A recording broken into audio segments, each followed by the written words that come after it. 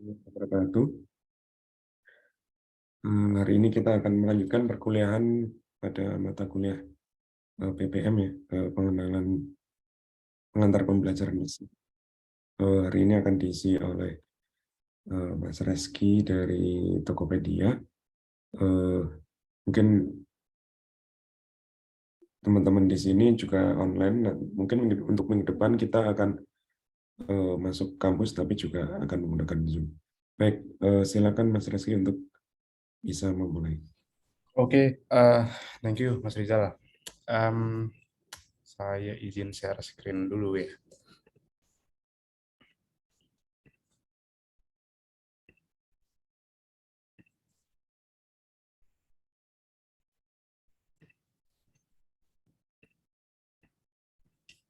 Aman ya, screen saya kelihatan ya. Kelihatan. Oke, selamat pagi semuanya. Assalamualaikum warahmatullahi wabarakatuh. Ketemu lagi sama saya sampai beberapa minggu ke depan ya. Topiknya sih sebenarnya lanjutan dari yang minggu lalu. Kalau di minggu lalu kita belajar beberapa hal terkait bisnis dan pengenalannya ya sebenarnya.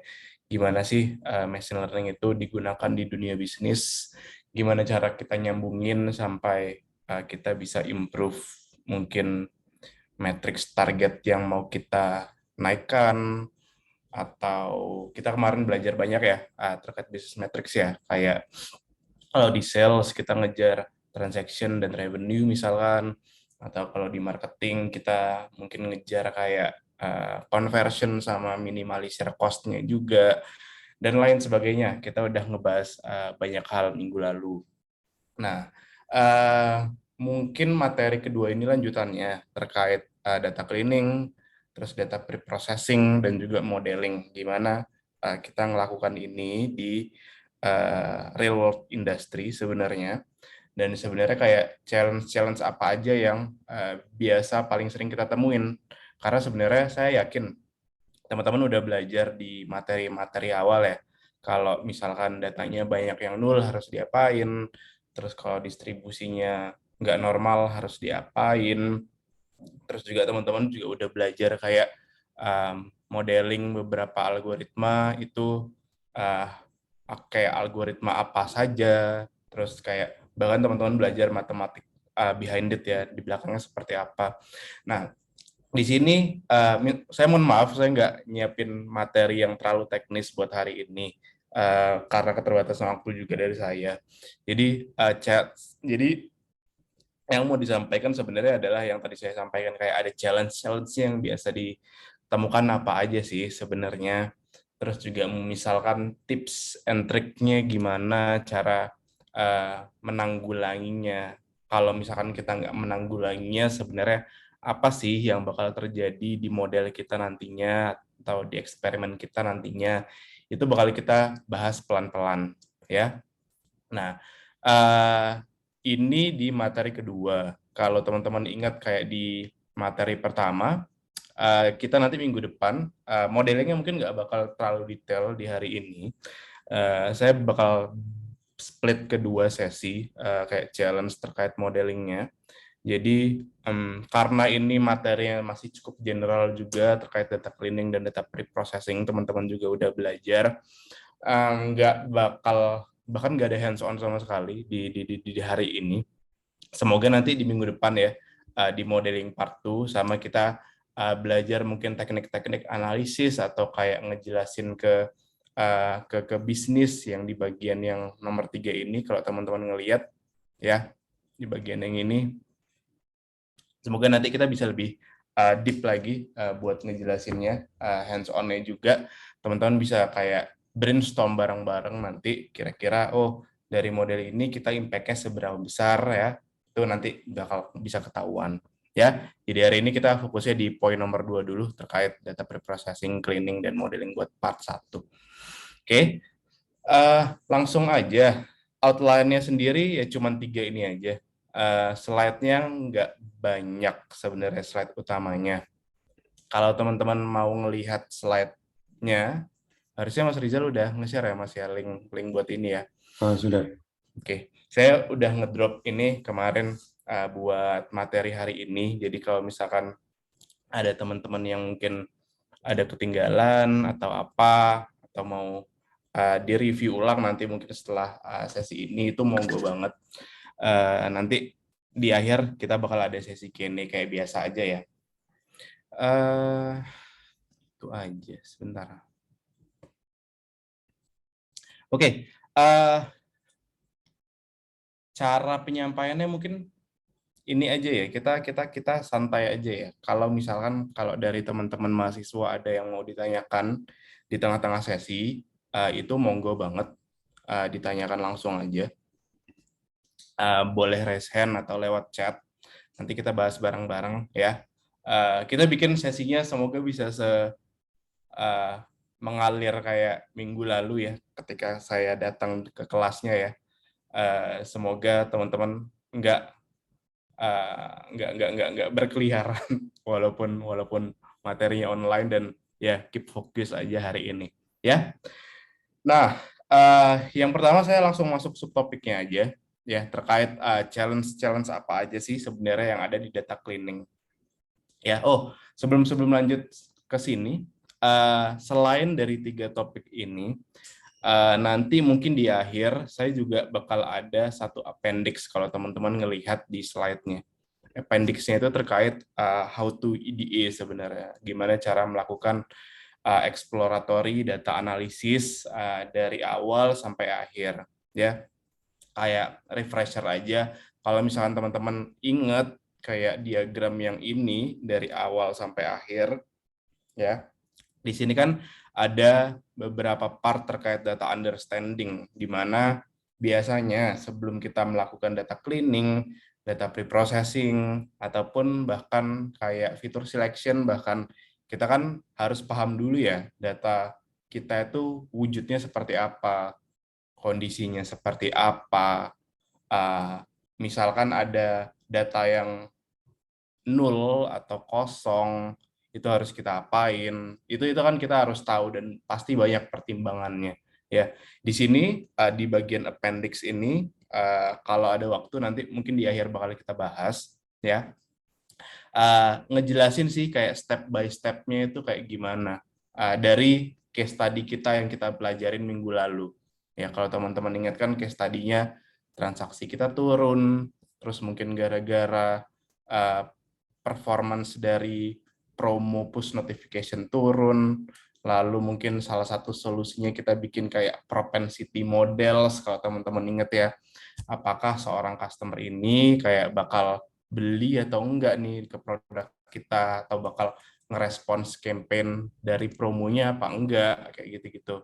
Nah, dari sini saya kayak cukup banyak lah mau ngejelasin proses part-part IDE-nya, mulai gimana tipsnya ngelihat datanya secara deskriptif statistik, ngelihat kayak tipe datanya, terus kayak jumlah datanya, terus distribusi datanya juga, berapa yang nol dan sebagainya, sampai mungkin ke teknik-teknik yang lebih statistik lagi buat ngelihat datanya. Kayak misalkan di sini saya ada diagram, saya bakal ngejelasin ini nanti ya, tapi ini in nutshell dulu, in general dulu.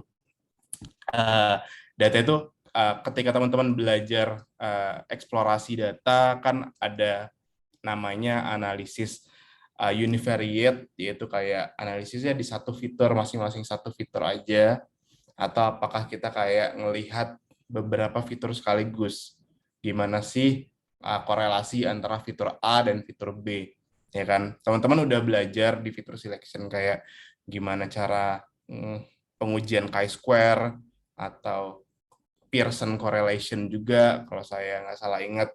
Di sini bakal berperan banyak banget di data exploration. Jadi kita bakal bahas ini nanti, gimana sih kayak teman-teman step by step-nya pelan-pelan kalau di industri itu menerapkan ini sebelum teman-teman melakukan modeling.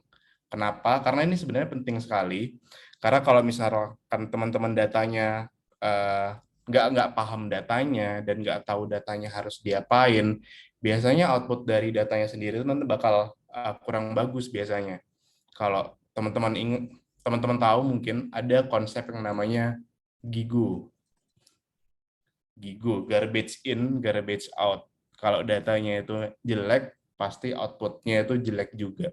Ya, ini penting banget. Jadi makanya satu topik ini terkait data cleaning dan data pre-processing, saya rasa itu satu topik yang pasti nggak habis-habis sih sebenarnya buat ditanyakan, walaupun kita udah bolak-balik ngelakuin project apa, pasti kadang kayak bahkan saya sendiri kayak selalu lupa gitu, kayak harus pakai metode apa nih, harus pakai bersihinnya kayak gimana nih, dan lain sebagainya. Jadi ini materi yang cukup penting sih sebenarnya buat dikaji lebih dalam, atau kalau memang misalkan teman-teman mungkin udah paham, ini juga sebagai refresher juga menurut saya juga cukup baik ya.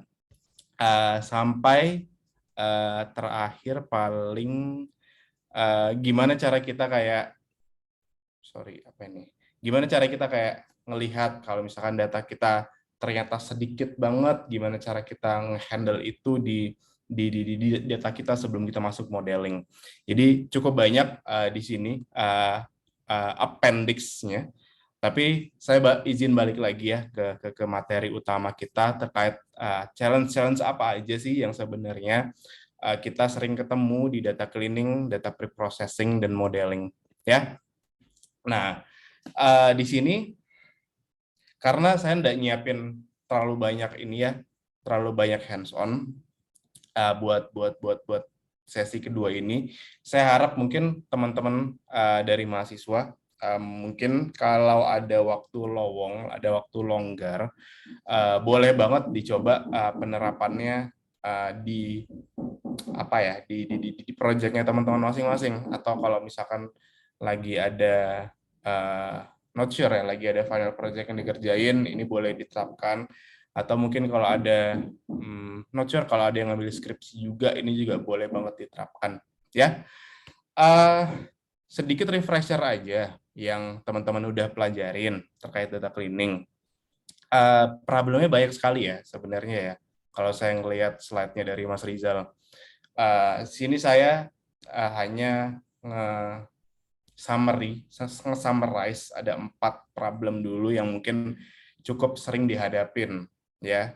Yang pertama, ada value yang incomplete atau null kalau di kolom kita ya. Kalau teman-teman ingat, solusinya apa biasanya? Solusinya yang pertama adalah mungkin nilainya bisa kita impute ya kan. Teman-teman belajar mungkin bisa di-impute-nya pakai min atau pakai median kalau misalkan distribusinya cukup skewed, atau mungkin teman-teman bisa pakai modus juga ya di sini ya. Kalau misalkan datanya mungkin banyak yang categorical kayak gitu-gitu ya. Ini yang pertama. Atau mungkin solusi lainnya adalah kalau misalkan values-nya itu nggak banyak, misalkan teman-teman selalu bisa kayak drop missing values tersebut ya. Kalau misalkan ternyata null values-nya cuma 5% dari keseluruhan dataset ya, hapus aja sebenarnya baris-barisnya, kan juga nggak terlalu banyak kan sebenarnya baris yang kita remove atau kita drop dari sana ya. Itu adalah biasanya problem-problem yang muncul pertama. Kedua, datanya duplikat ya, nomor 2 ini.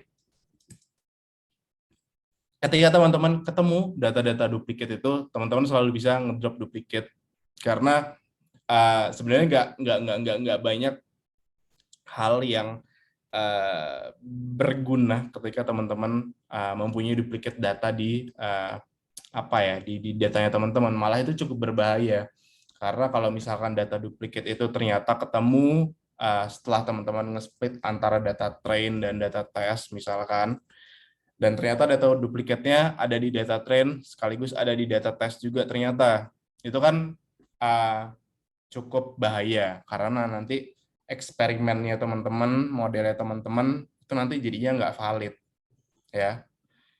Kan kita udah nge-train data tersebut, kok di data testing dia muncul lagi, otomatis kan bisa jadi nanti hasilnya udah terpelajarin sebelumnya di model machine learning teman-teman ya. Jadi usahakan wajib sih sebenarnya buat ngedrop hal-hal seperti ini, ya. Lalu juga yang ketiga ada noise. Ya, kalau saya nge-refresh sedikit, noise ini banyak sebenarnya contohnya. Tapi contoh yang saya dapat di slide sebelumnya itu tingginya negatif misalkan di sini. Negatif 10 cm, kan aneh ya. Nah, ini banyak cara sebenarnya. Teman-teman juga bisa menerapkan kayak di cara nomor 1 juga. Bisa di drop aja barisnya, atau misalkan yang terindikasi noise itu juga bisa dilakukan imputation, diganti nilainya jadi yang teman-teman inginkan atau teman-teman eksperimenkan nantinya. Dan juga pasti kalau teman-teman melakukan solusi-solusi ini, itu juga udah ada apa ya landasannya. Kenapa teman-teman harus pakai min? Kenapa harus teman-teman pakai modus misalkan? Apa efeknya ke model? Itu nanti di materi hari ini itu bakal kita bahas gimana cara kayak coba evaluasinya, ya. Yang terakhir ini datanya inkonsisten. Banyak ya data inkonsisten ya. Kalau misalkan di minggu lalu saya ada contoh yang laki-laki, LK, laki-laki gini ya misalkan ya. Atau mungkin kayak data formatnya, misalkan data formatnya satunya tanggal deh misalkan. Tanggal hari ini ya, 2023, 05, 10 ya hari ini ya, 10. Tapi misalkan di data yang lain ternyata dia tanggal, bulan, tahun. Atau mungkin bahkan bentuknya dalam satuan angka misalkan.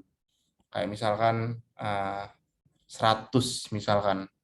Misalkan ini 100 ini adalah hari ke-100 di tahun 2023 misalkan. Yang udah kayak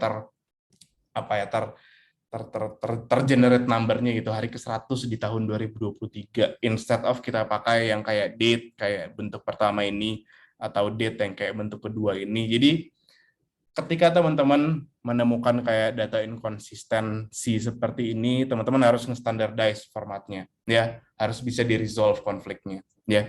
Ini refresher aja materi yang teman-teman udah pernah pelajarin di sebelum-sebelumnya. Mungkin saya langsung lanjut aja ke challenge-challenge yang mungkin biasa sering kita temukan. Biasa sering kita temukan di data cleaning. Ya, yang pertama sebetulnya adalah large volume of data. Jadi datanya gede banget, ya. Sebenarnya ini harusnya slide-nya nggak ada deh, tapi nggak apa-apa ya. Large volume of data. Jadi datanya gede banget. Ya. Kalau misalkan teman-teman kalau dipelajarin di mata kuliah ini, kadang kan dataset yang dipakai mungkin nggak banyak ya, nggak besar ya. Apalagi kalau mungkin pengantar, introduction, atau kalau misalkan teman-teman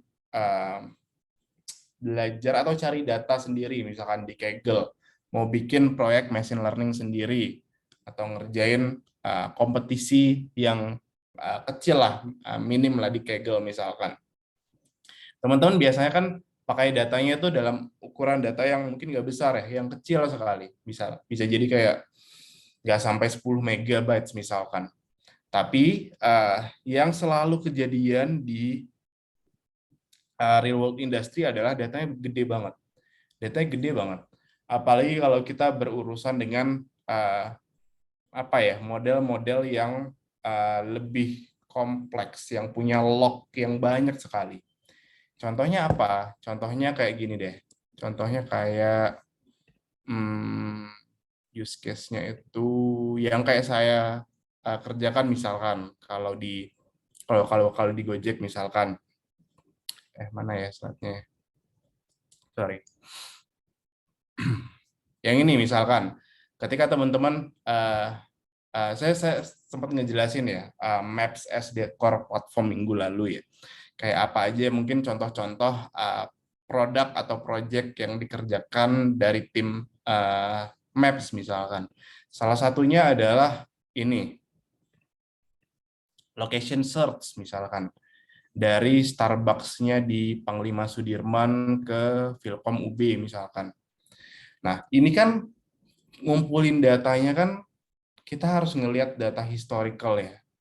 Data historical kayak user A misalkan Reski ini nge-search-nya query-nya apa ya? Dari query-nya Reski aja itu kita harus perlu ngelihat semua historical datanya. Semua historical data itu di log satu persatu. Ya, dilihat kayak kecenderungannya Reski ini kira-kira nanti bakal milih location apa ya, dan kecenderungan itu yang bakal kita tawarkan di beberapa pilihan location ini. Dan mana sih location yang paling sesuai itu kita kita tawarkan ke customer kita, ya. Nggak cuman itu, di sini juga ada. Di sini kita istilahnya namanya menentukan mana-mana aja titik yang menjadi gate. Ya, kalau misalkan teman-teman mau pesan gue ride di depan Matos misalkan, kayak saya obrolin minggu lalu. Nunggunya di mana? Apakah di depan SMA 8 atau di depannya Max Kavi atau di depannya Matos yang ada kursi-kursinya itu yang banyak itu kan beberapa gate atau titik-titik poin ya yang mungkin bisa jadi apa ya sih, pick up point yang jadi titik penjemputan di mana sih si driver ini nanti bakal ngejemput customer kita nanti, ya kan. Itu juga kan kita mainin datanya gede sekali. Ya, kalau teman-teman penasaran, ini saya share aja gimana cara kita melakukan ini di belakangnya. Teman-teman bisa googling namanya Cartobird. Sini. Cartobird. Not sure saya udah ngejelasin minggu lalu apa enggak, tapi kayaknya belum. Jadi di sini kita kayak bermain dengan banyak sekali data teks. Data teks itu kita kumpulkan dari historical chat, terus dari historical search juga kalau teman-teman baca di artikel ini. Nah, dari sana kita coba analyze nih, kita coba labeling juga masing-masing datanya. Kayak kira-kira data yang merupakan tempat pick up point itu kayak place-nya itu ada nggak di teks itu. Kayak misalkan ada teks nih, saya di depan SMA 8 misalkan. Nah, untuk masing-masing teks ini kita labeling satu-satu. Ini contoh aja ya, jadi takutnya jadi kemana-mana. Misalkan saya ini labelnya 0 karena dia bukan place. Di depan labelnya 0, contohnya karena dia bukan place. SMA 8 labelnya 1, karena dia bukan place. Karena dia adalah sebuah place, sebuah gate yang mungkin bisa dijadikan pick up point. Nah, pola-pola yang seperti ini yang mungkin kita bakal kumpulkan, kita bakal pakai datasetnya, dan kita pre-proses selanjutnya, kita cleaning selanjutnya, sampai kita dapat nih hasil model dan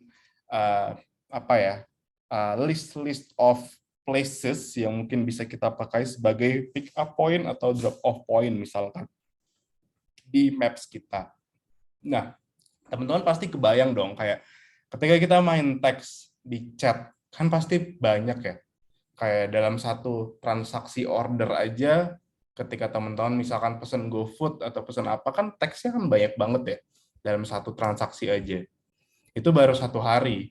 Sedangkan customer kita ada jutaan bahkan dalam 1 hari yang melakukan transaksi. Jadi historical chat itu udah cukup banyak, belum ditambah dari data source lain. Ini baru dari chat, belum dari yang search, atau belum dari yang lain sebagai dari komplain misalkan dan lain sebagainya. Ya, jadi ketika teman-teman bisa bayangkan datanya itu besar sekali kalau yang kita temui di real world industry, datanya besar sekali. Nah, ketika kita bermain dengan data besar ini, itu bakal jadi challenge sendiri karena pasti banyak sekali problem-problem yang ditemuin. Pertama pasti dari resource-nya. Resource-nya bakal makan resource yang gede banget. Nggak jarang kalau teman-teman nanti bakal kayak kehabisan atau kekurangan memori ketika melakukan data cleaning ini. Nggak cuman kekurangan memori aja, tapi saya yakin itu juga kayak kalau memori yang nggak cukup itu bakal crash anyway, ya. Dan juga waktu pemrosesannya pun pasti panjang sekali, ya kan. Nah, maka dari itu kalau misalkan kita ketemu dengan case-case yang kayak gini, biasanya yang kita lakukan adalah yang kayak gini sih. Yang pertama adalah prioritize cleaning. Artinya apa? Kita nggak perlu, mungkin ini kita kayak ngebahas ini di minggu lalu ya, kayak gimana trade-off antara data cleaning dengan uh, uh, waktu misalkan ya, kalau di minggu lalu ya. Nah, karena ya ini juga berkaitan ya, karena datanya gede, kalau di cleaning juga pasti bakal makan waktu banyak, jadi fokus aja ke data yang benar-benar kasih impact yang besar sekali ke analisis dan model kita. Ya, jadi kalau misalkan kita punya 10 fitur. Nah, 10 fitur ini kita coba analisis dulu nih mungkin. Mungkin nggak perlu pakai semua populasi datanya, tapi kita bisa pakai sampling dulu aja. Saya bakal ngejelasin terkait sampling di beberapa slide selanjutnya ya. Agak-agak ngaco nih urutannya slide hari ini. Ya, kita bakal sampling. Misalkan dari kita punya 10 juta data, ternyata kita sampling 1 juta data aja misalkan. Ini misalnya. Nah, dari 1 juta data itu kita coba analisis mana-mana aja fitur-fitur yang memang penting di sana, yang benar-benar berrelasi dengan targetnya, ya. Nah, caranya ada banyak sekali. Ada misalkan dari sini saya mention terkait important features misalkan. Teman-teman mungkin kalau pakai decision tree misalkan, teman-teman kan bisa nge-generate fitur importance-nya misalkan. Atau kalau teman-teman mau dapetin dari IDE-nya teman-teman, ya, teman-teman bisa melakukan yang namanya cek chi-square-nya misalkan, atau Pearson correlation-nya misalkan, ya kan. Orang punya insight seperti itu kan. Hal-hal yang kayak gini kita bisa terapkan dulu di data kita dan kita analisis hasilnya seperti apa. Misalkan kalau kita ternyata udah dari 10 fitur yang ada, ternyata yang penting itu cuma 4 fitur aja misalkan. Ya udah kita cleaningnya 4 fitur ini dulu aja. Ya, yang paling penting 4 fitur ini dulu aja. Karena kan in a way dia kan bakal kasih impact yang paling besar ke analisis dan model kita. Ya. Karena selalu ada konsep yang seperti ini sih sebenarnya. Tapi kalau di modelnya enggak. Kalau di analisis selalu ada konsep kayak gini. Ada hukum Pareto namanya. 80/20. Ya. Kayak 80% dari total kejadian yang ada itu biasanya diakibatkan dari 20% dari total populasi. Contohnya kayak gini. Kita punya revenue misalkan ya. Kita punya revenue 1 mio USD, 1 juta USD misalkan. Ya. Nah, hukum Pareto itu bakal bilang kayak gini biasanya. Kita nyebutnya ini Pareto ya. Hukum Pareto itu selalu bisa bilang gini kayak 80% berarti 800.000 ya dari total revenue ini sebenarnya dia cuman didapat dari 20% dari total populasi loh sebenarnya. Nggak semua populasi yang nggak semua customer yang kayak ngedrive revenue sebesar ini. Biasanya kita benar-benar harus memperhatikan si customer yang si 20% ini biar revenue kita atau transaksi kita itu selalu bagus dan kita nggak bisa ninggalin mereka lah ya. Nah, kalau teman-teman mau melakukan analisis, teman-teman selalu bisa ngelakuin ini. Tapi kalau modeling mungkin sebenarnya tergantung modelnya juga ya sebenarnya. Jadi selalu mulai dari fitur-fitur yang coba paling penting dulu. Ini dulu yang di cleaning ya ketika teman-teman melakukan proses data cleaning. Baru teman-teman kalau mau nambahin fitur lainnya, fitur ke-5, fitur ke-6, fitur ke-7 sampai seterusnya, baru monggo teman-teman boleh di cleaning fitur-fitur yang selanjutnya itu. Ya. Itu yang pertama.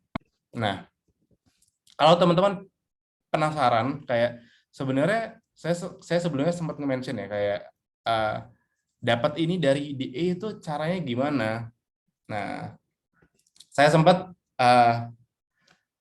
nunjukin diagram ini ya di slide yang appendix terkait IDE tadi ya. Ketika teman-teman melakukan kayak bivariate analysis, kayak ngebandingin antara satu fitur dengan fitur lainnya, atau fitur dengan targetnya misalkan, ya teman-teman bisa melakukan pengujian chi-square, pengujian Pearson correlation, atau bahkan kayak pakai kayak t-test atau ANOVA misalkan. Nah, ini notes aja dari saya, karena ini sering sekali sih kejadian ketika di implementasi pada kenyataannya. Bahkan nggak cuma di entry level, bahkan kayak level yang lebih mid senior pun kadang sering kepleset ketika milih-milih pengujian atau fitur selection yang seperti ini. Ya, contohnya kayak gimana? Misalkan kita ngebandingin antara fitur dan targetnya misalkan ya. Nah, di fitur kita ini ternyata tipe datanya kategorikal ya. Misalkan dia gender misalkan ya, male atau female ya. Dia targetnya apa? Apakah dia bakal beli atau enggak misalkan ya, kalau di case propensity-nya. Beli atau not buy. Ya. Nah, ini kan kelihatan ya. Kita ngebandingin fitur kategorikal dan kategorikal kalau di sini. Nah, kalau kita ngebandingin dua fitur ini, ngebandingin dua value ini, teknik pengujian yang cocok itu adalah chi-square. Karena bisa jadi kalau kita menggunakan selain itu kayak Pearson correlation atau t-test atau ANOVA, kadang hasilnya itu bisa misleading. Ya, kadang hasilnya bisa misleading. Karena distribusi yang kita compare pun berbeda-beda antara satu fitur dengan fitur lainnya. Nah, ini hati-hati aja kalau teman-teman melakukan ini. Ya, dan juga yang kedua, kalau misalkan teman-teman compare antara fitur numerical dan numerical. Misalkan umur misalkan. Umur. Ini case yang berbeda lagi ya. Umur, kita mau ngeprediksi apa ya, pengeluaran seseorang berdasarkan umurnya ya. Jadi targetnya misalkan pengeluarannya berapa sih orang ini sih kalau berdasarkan umurnya. Kalau kita ngelihat dua fitur ini kan kecenderungannya kan numerik ya. Umur ini numerik, pengeluaran ini numerik juga, ya kan. Nah, kalau teman-teman ngebandingin antara numerik dan numerik, teman-teman bisa pakai metode correlation, atau teman-teman belajar yang namanya Pearson correlation ya. Kalau di materi sebelumnya ya. Nah, itu teman-teman bisa pakai.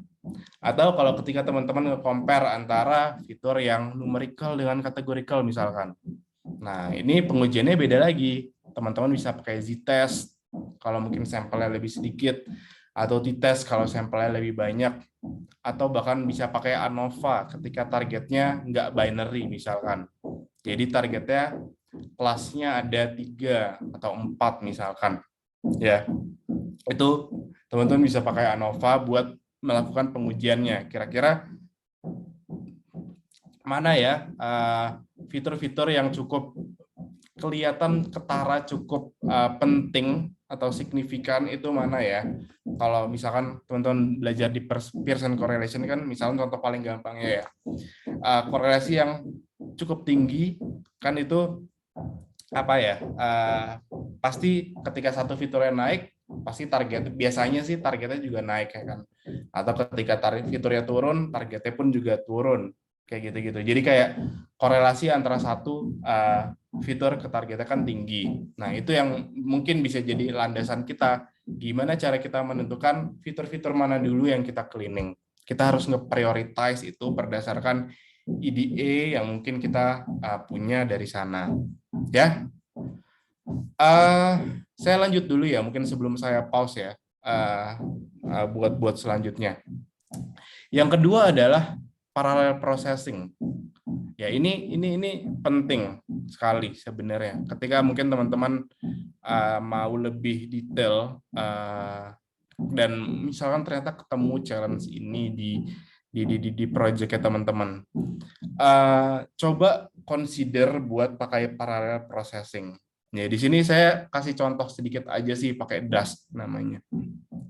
Ya, jadi si parallel processing ini dia bakal nge-break down, bakal nge-break up data kita itu jadi chunk yang lebih kecil lagi. Ya, jadi kalau misalkan ternyata contohnya ada data yang gede sekali kayak gini, kita mau bagi jadi berapa chunk misalkan ya. Cukupnya berapa nih? 1, 2, 3, 4, 5, 6, 7, 8 chunk misalkan. 8 smaller pieces misalkan. Ini yang bakal kita pecah satu-satu dan kita bakal proses mereka sekaligus di kayak CPU atau prosesor yang berbeda. Nah, pasti ini kan hasilnya bakal lebih jauh lebih cepat ya ketimbang kita kayak ngeproses satu chunk yang gede sekali di sini. Kita ngebagi chunk yang lebih kecil di sini. Jadi 8 chunk yang terpisah. Ya, itu bakal jauh lebih cepat pemrosesannya nanti ketika teman-teman mau melakukan data cleaning. Ini adalah hal yang cukup umum juga yang kita lakukan, ya. Caranya bermacam-macam sebenarnya. Jadi teman-teman nggak usah saklek pakai contoh ini ya. Teman-teman bisa selalu googling cara lainnya ya. Di sini kita bisa pakai Dust kalau di sini. Kita punya metode yang namanya map partitions di sini. Di mana kita dia ngebagi semuanya, ngebikin chunk yang lebih kecil itu dan proses selanjutnya.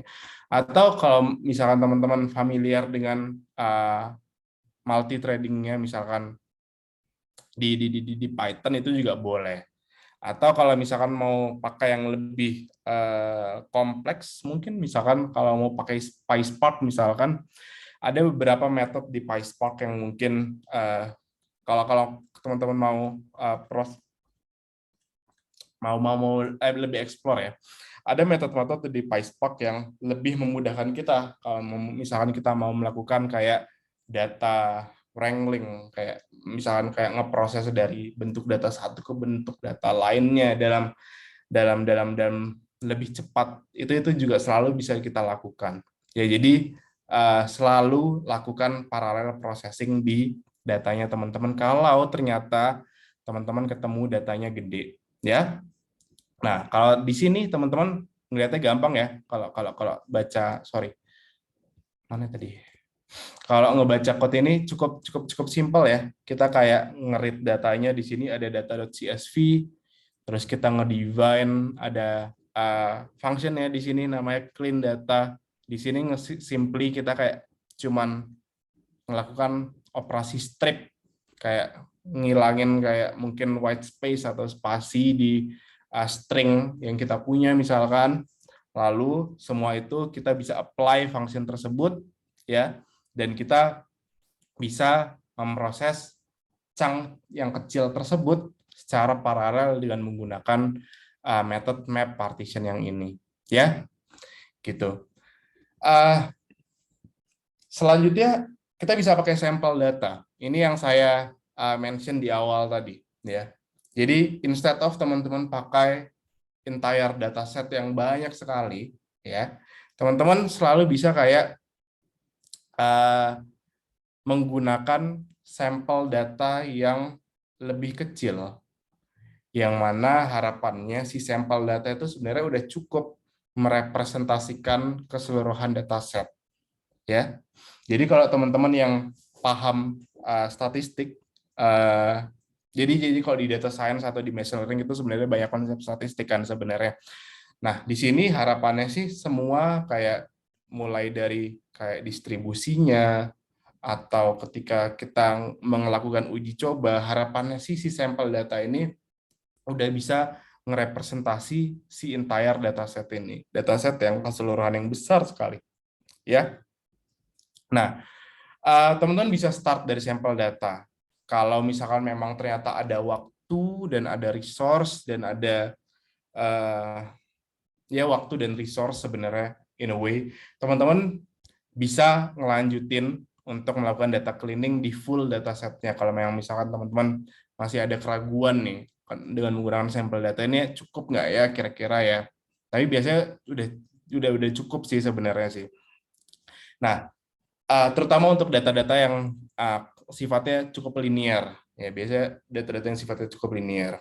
Nah, kalau teman-teman mau melakukan ini, biasanya sih teman-teman selalu bisa kayak milih sampel size yang berapa ya, sampel size yang cukup untuk mewakili keseluruhan dataset itu. Ya, ada banyak banget. Biasanya sih caranya kita melakukan yang namanya power analysis. Tapi mungkin saya nggak terlalu detail ya di sini ya, karena bukan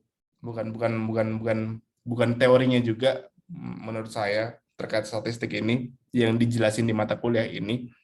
Tapi intinya cara kita melakukan power analysis ini atau statistical power yang kita tulis di sini itu kita bisa paham nih kayak berapa sih jumlah data yang kita gunakan, apakah powernya itu cukup nggak ya untuk melakukan analisis atau untuk melakukan modeling yang valid, yang cukup signifikan lah hasilnya ketika kita kayak cukup pakai sampel size ini aja ketimbang menggunakan keseluruhan populasi dari data kita ya. Nah, cara teknik perhitungan sampel size itu macam-macam. Kalau misalkan datanya continue itu kita bisa pakai rumus apa, kayaknya yang saya tuliskan di sini ini rumus sampel size buat data yang continue misalkan, atau kalau yang ternyata kategoris misalkan itu bisa pakai formula yang apa, itu juga berbeda-beda perhitungan sampel size-nya. Jadi kalau udah dapat angkanya, misalkan ternyata sampel size-nya berapa, misalkan katakanlah 1000 misalkan ya, contohnya aja nih, sampel size-nya 1000, ya udah kita cukup dari misalkan dari data frame kita panggil aja misalkan DF, tinggal kita sampling aja 1000 misalkan. Teman-teman selanjutnya bisa coba bermain-main dulu aja dari data yang kecil ini ya, gimana caranya, apakah data ini insight apa aja yang mungkin bisa kita lakukan, atau data cleaning kita mungkin yang perlu dilakukan apa aja, apakah harus ngedrop null values-nya, apakah harus melakukan imputasi data atau dan lain sebagainya.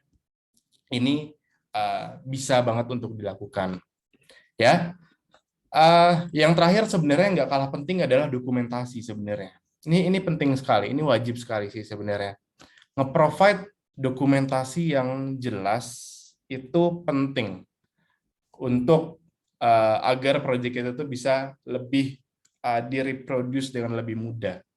Ya, contohnya ketika kita melakukan cleaning data dengan menggunakan metode A atau cleaning data dengan menggunakan metode B, itu kira-kira efeknya mungkin nanti ke model seperti apa ya, akurasinya seperti apa ya, presisinya seperti apa ya, kayak gitu-gitu. Itu salah satu dokumentasi yang harus kita tuliskan. Atau nggak cuman dengan metode A, B, C, D, E, tapi mungkin kayak misalkan di slide sebelumnya, kita nge-sampling datanya.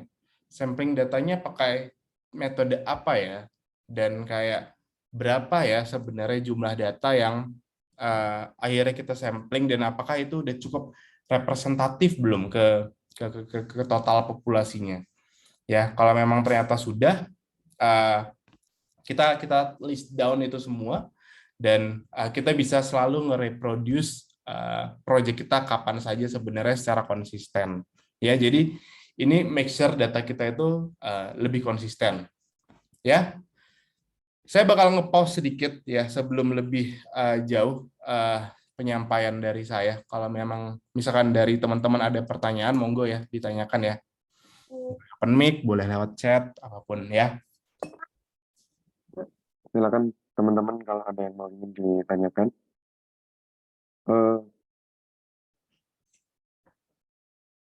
Dari yang disampaikan tadi sebenarnya saya ingin berkomentar, Mas Rizky. Boleh, Mas. Jadi selama ini kan yang di apa ya, yang ditekankan sama orang-orang ini proses training itu kan menggunakan misalkan GPU gitu ya. Hmm. Nah, tapi preprocessing itu jarang dibahas menggunakan mungkin best practice-nya seperti apa atau Yes. nah saya sebenarnya udah tahu ya tools kayak DAS itu tadi. Hmm. Cuma saya pribadi belum pernah menggunakan itu. Jadi preprocessing itu nggak apa-apa lama gitu. Jadi Hmm. Hmm. dibiarin aja gitu. Nah, eh, mungkin kalau tadi juga mention PySpark gitu. Kebetulan saya juga tahu ketika di mata kuliah analisis big data itu ada salah satu tools ya PySpark atau PySpark Machine Learning ML itu. Itu untuk eh, mungkin salah satunya adalah untuk pemrosesan terdistribusi ya, Yes. kayak apa eh, melakukan memecah menjadi chunk-chunk kecil, kemudian nanti dijadikan satu. Gitu. Itu menarik sih. Yes. Ya, ada pertanyaan mungkin dari teman-teman. Jadi sebenarnya kayak apa ya? Mata kuliahnya nyampur ya Mas sebenarnya ya, antara Iya, betul. tapi sebenarnya itu Nyampur. ya sebenarnya itu yang kita kita lakukan sih sebenarnya in Ah, real world. Pasti teman-teman iya, bakal bakal kejadian kayak gini sebenarnya. iya. Dan kan ya memang nggak bisa di apa ya mapping satu-satu antara Yes. mata kuliah dengan apa ya job Yes. gitu ya, mata Hmm. pekerjaan. Kan bisa jadi Agree. campur-campur kayak gitu. Ini just kayak tips-tips aja sih ketika teman-teman ternyata nggak familiar atau di final project ketemu yang kayak gini. Ternyata data cleaningnya atau data preprocessingnya takes a lot of time banget ternyata. Yang dilakukan apa? Ini selalu kejadian sebenarnya. Jadi ya semoga membantu sih kalau misalkan dari teman-teman ternyata ada kesulitan yang semacam ini. Oh iya, sama ini sih. Eh, ini pengalaman ya. Kalau Hmm. dari saya terkait dengan data preprocessing itu, walaupun sama-sama dokumen teks ya, tapi kenapa kok tiap kali memulai sebuah apa ya, sebuah project atau research gitu, kok kayaknya itu mesti kita itu melakukan ini eh, ya kayak mulai dari nol lagi gitu. Ya walaupun walaupun kayak masih tetap sih ngambil code-code dari yang sebelumnya gitu ya. Untuk Hmm. melakukan apa kita udah oh ada caranya gitu ya. Mungkin Hmm. ini yang ditekankan dari dokumentasi ini ya. Ini dokumentasi itu penting. Oh, Jadi sorry kayak Mas, ini maksudnya dalam artian dari from scratch ini dari buat data cleaningnya atau data bagian cleaningnya. data Jadi cleaning. kayak data cleaning itu kayak kita ngerasa ngerasa kalau eh, kita coba misalkan menggunakan dataset yang lain atau Hmm. mungkin kita eh, ya apalagi datasetnya beda ya. Kalau datasetnya Hmm. beda mungkin kemungkinan besar proses cleaning atau pre-processingnya juga akan beda gitu. Atau permasalahannya juga nggak akan sama. Yes. Misalkan sama-sama menggunakan data Twitter, ya Hmm. kan? Data data Twitter. Pasti kita akan menemukan satu yang beda gitu dari yang Hmm. sebelumnya. Kalau sebelumnya misalkan eh, oh datanya seperti ini, tapi di yang baru nggak ada. Hmm. Hmm. Hmm. Paham, paham, paham. Yes, pasti ada aja. Setuju sih, Mas. Saya udah jarang main teks sebenarnya, jadi nggak bisa relate sekarang. Tapi ini menjawab pertanyaan-pertanyaan ini juga sebenarnya kita bahas di slide-slide selanjutnya. Nah, kayak eh, karena makanya penting banget sebenarnya kayak proses EDA yang kita lakukan sebelum kita melakukan apa ya namanya pre-processing atau data cleaning. Pasti data cleaning kan sebenarnya konsepnya kan gitu-gitu aja yang drop rows atau kalau mungkin di teks mungkin kalau mungkin ada apa istilahnya token word baru mungkin Ya, harus baru kita token. apain dulu atau mungkin kalau ternyata ada outlier yang agak nyeleneh harus kita apain sebenarnya harus kita pahamin dulu kan kayak Ya, kayak ini seperti apa sih sebenarnya outliers-nya dan gimana cara kita nge-remove outliers itu. Ini contohnya di outliers. Jangan sampai kayak ketika kita nge-remove outlier itu nge-remove-nya tuh terlalu lebar, terlalu banyak, dan akhirnya kita kehilangan banyak informasi kayak gitu.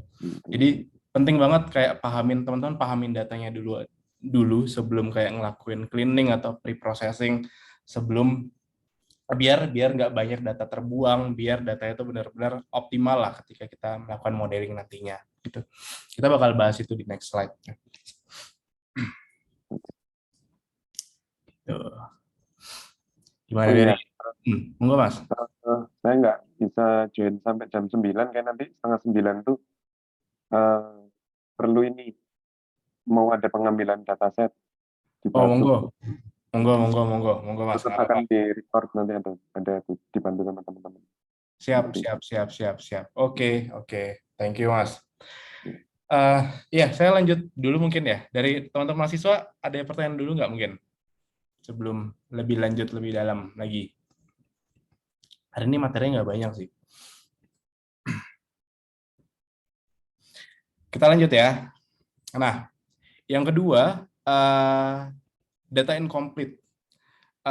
Kalau tadi kita ngobrolin salah satu challenge-nya adalah di large volume of data. Datanya gede banget. Kita juga pasti banyak banget ketemu problem-problem di data incomplete. Ya, kayak misalkan apakah harus kita impute atau kita drop missing values atau kayak gimana. Kita selalu banyak kan caranya kan. Kalau misalkan di impute itu kita harus pakai min, atau tadi kayak modus misalkan, atau kalau pakai median apa ya kan. Itu gimana cara kita bisa tahu, atau gimana cara kita benar-benar bisa ngevalidasi apakah metode imputasi kita itu udah bagus apa belum, atau bahkan ketika kita ngedrop missing values-nya, apakah ini benar-benar bisa menyelesaikan problem ini atau enggak, atau bahkan ternyata hasilnya itu lebih buruk ternyata. Kita tuh selalu bisa kayak pakai namanya, istilahnya di sini namanya sensitivity analysis. Ya, dengan cara ngecek impact-nya itu seperti apa setelah kita nge-impute datanya dengan menggunakan beberapa metode-metode tertentu, ya.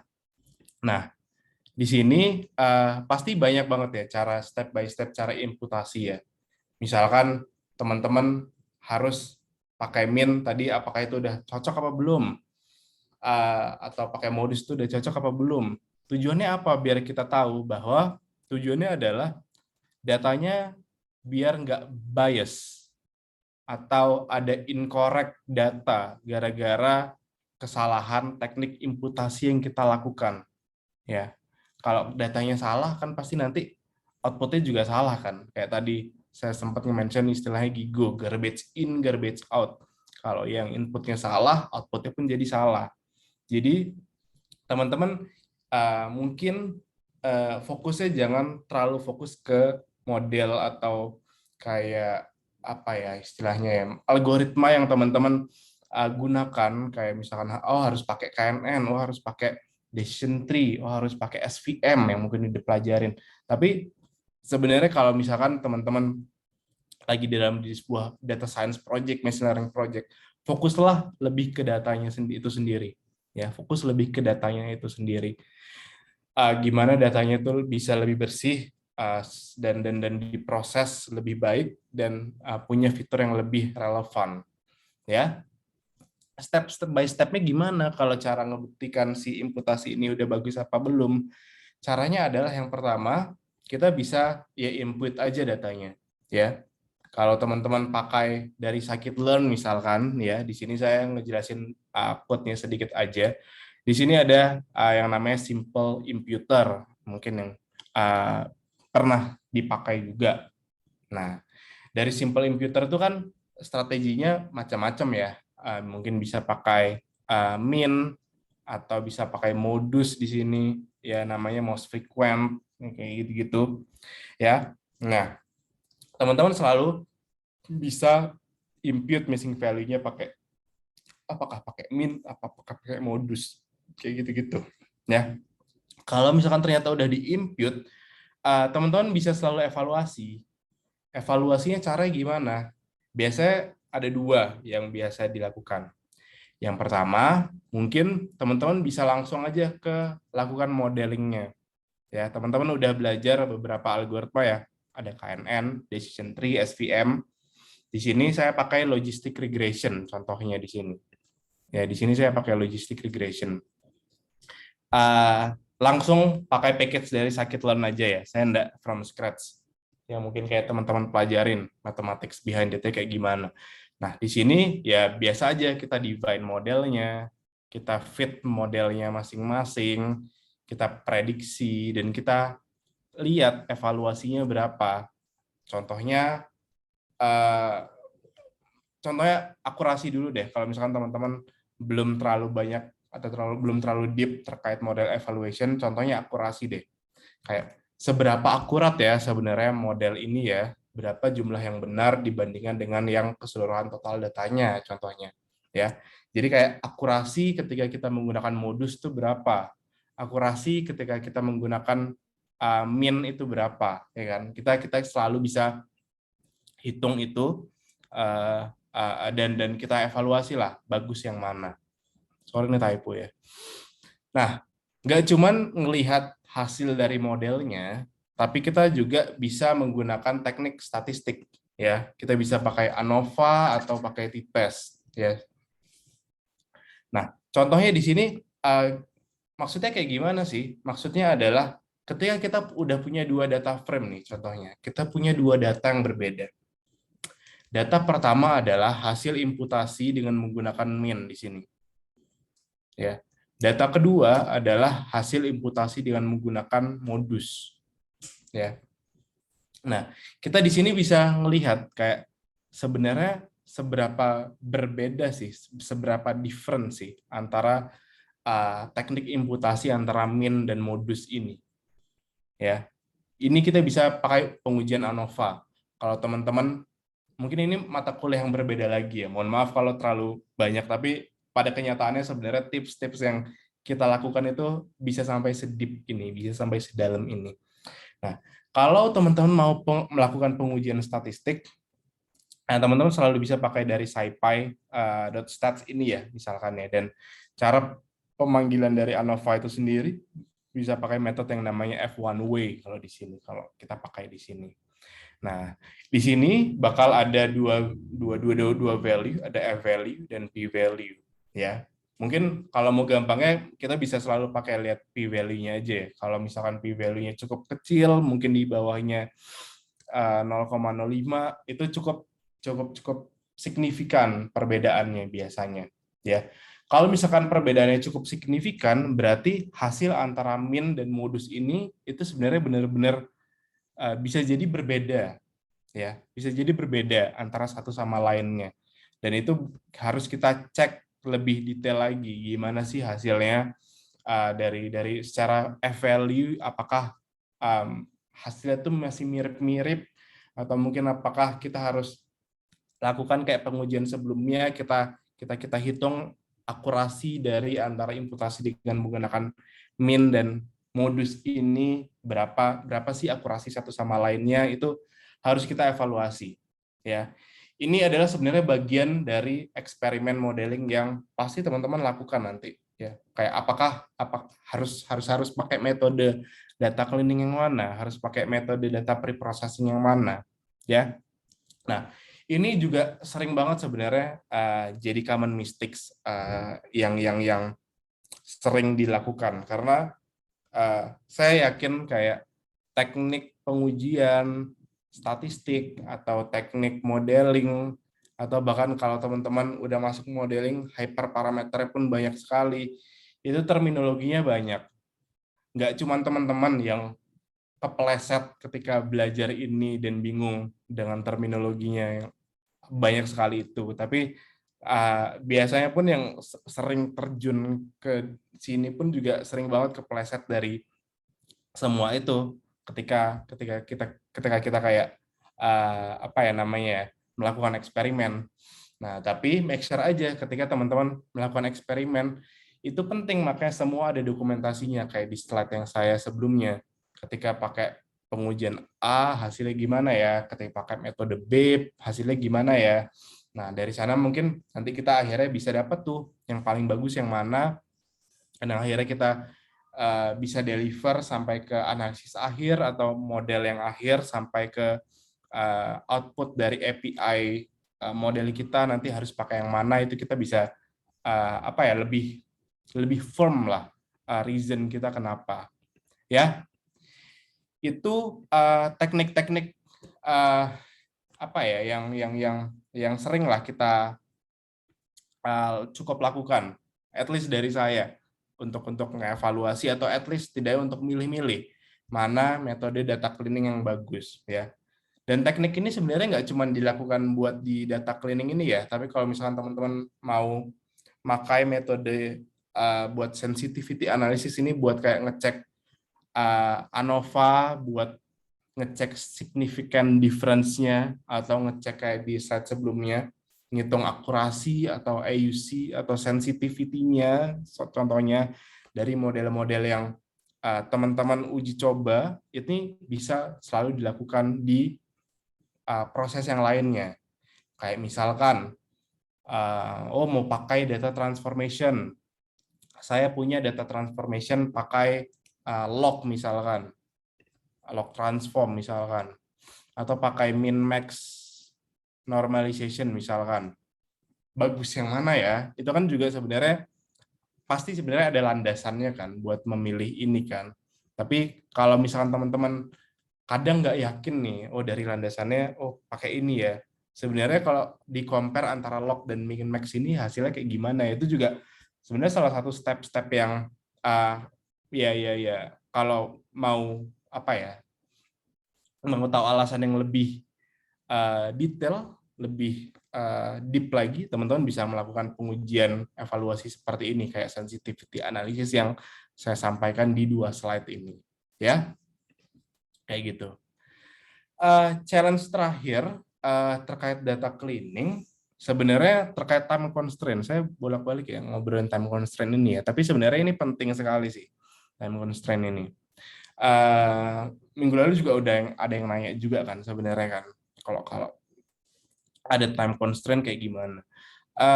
Sebenarnya selalu communicate aja kayak kompleksitasnya ke stakeholder kayak gimana. Makanya kalau kita udah ada tahu kompleksitasnya, ternyata datanya gede, kita bisa menerapkan tips and trick yang tadi saya sampaikan sebelumnya. Dan jangan lupa sih sebenarnya kayak ketika teman-teman mau memulai modelnya, startnya yang dari very basic dan very simplest dulu aja. Yang kayak kita diskusikan minggu lalu. Jangan sampai kayak data cleaning-nya ini panjang banget, terus melebar kemana-mana, dan akhirnya deliverables dari project teman-teman, dari machine learning project teman-teman ini molor kemana-mana. Ya, jadi start dari yang pilot project yang paling simple dulu aja, yang bisa kita pakai. Ya, lainnya adalah misalkan kayak gini. Ini menjawab pertanyaan Mas Rizal tadi ya, kayak kita ketika melakukan data cleaning itu bisa jadi kayak berbeda-beda ketika antara satu dataset dengan dataset lainnya. Nggak cuman data yang sekompleks kalau pakai teks, pakai Twitter tadi, tapi data yang sederhana kayak pakai tabular aja, itu kita juga selalu pasti berbeda-beda cara data cleaning-nya. Contohnya kalau di sini nih, gimana ya kalau misalkan kita ternyata punya missing data itu banyak sekali, lebih dari 50 ya, 50%, sorry 50% dari total keseluruhan datasetnya. Nah, ini pertimbangannya aja sebenarnya ada banyak banget kan. Kalau teman-teman mungkin kalau baca-baca, kalau misalkan ternyata case yang pertama nih, kalau misalkan percentage-nya low, ini misalkan di bawah 5% aja ya. Kalau misalkan ternyata missing values-nya di bawah 5%, ya teman-teman kan mungkin kalau ngedrop rows-nya ya nggak apa-apa kan, karena cuman datanya 5% aja, nggak bakal banyak yang hilang. Tapi kalau persentasenya besar sekali, lebih dari 50%, teman-teman instead of drop barisnya, mungkin salah satu opsi adalah bisa drop aja fitur tersebut, ya. Misalkan fitur umur, banyak yang nol semua nih, 50% ini nol semua nih. 90, 70. Umurnya 90, gede banget. Nah, ini kan 50% dari dataset kita nol semua ya. Ya udah kita bisa drop aja fitur umur ini dan nggak usah kita pakai di model kita. Nah, tapi dengan catatan kalau fitur itu tidak sepenting itu, ya. Kalau ternyata fiturnya itu penting, kita bisa masuk ke case yang ketiga. Kalau misalkan persentase null values itu besar, tapi kayak kolomnya itu cukup penting untuk digunakan, maka teman-teman selalu bisa kayak pakai teknik imputasi yang lebih deep lagi, lebih advance lagi. Teknik imputasi itu nggak cuma kayak yang kayak min, median, modus kayak gitu, tapi banyak sekali sebenarnya. Ya, salah satunya adalah yang namanya MICE di sini. Ya, MICE ini sebenarnya dia kayak iterative imputer, dia kayak ada proses iteratif yang terjadi di baliknya ini. Jujur saya agak lupa juga detailnya seperti apa, tapi kita selalu bisa menerapkan teknik imputasi ini buat kita gunakan kalau misalkan ternyata kita ketemu use case kayak gini, kayak missing values-nya banyak tapi dirasa fiturnya ini penting nih, kayak gitu-gitu. Nah, itu notes-nya aja. Makanya kayak setiap data itu perlakuannya bisa berbeda. Kita bisa selalu kayak bikin proyek data science-nya kayak from scratch banget karena kita harus pahamin dulu juga datanya seperti apa kan sebenarnya, dan nge-treat masing-masing kolomnya itu dengan cara yang berbeda-beda juga. Ya. Saya bakal pause dulu sebelum lanjut ke subtopik selanjutnya terkait challenge di pre-processing. Kalau misalkan dari teman-teman ada pertanyaan, monggo ya.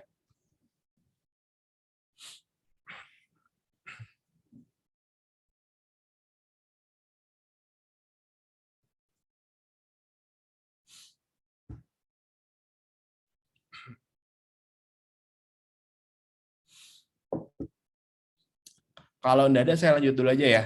Nah, yang kedua, di data pre-processing.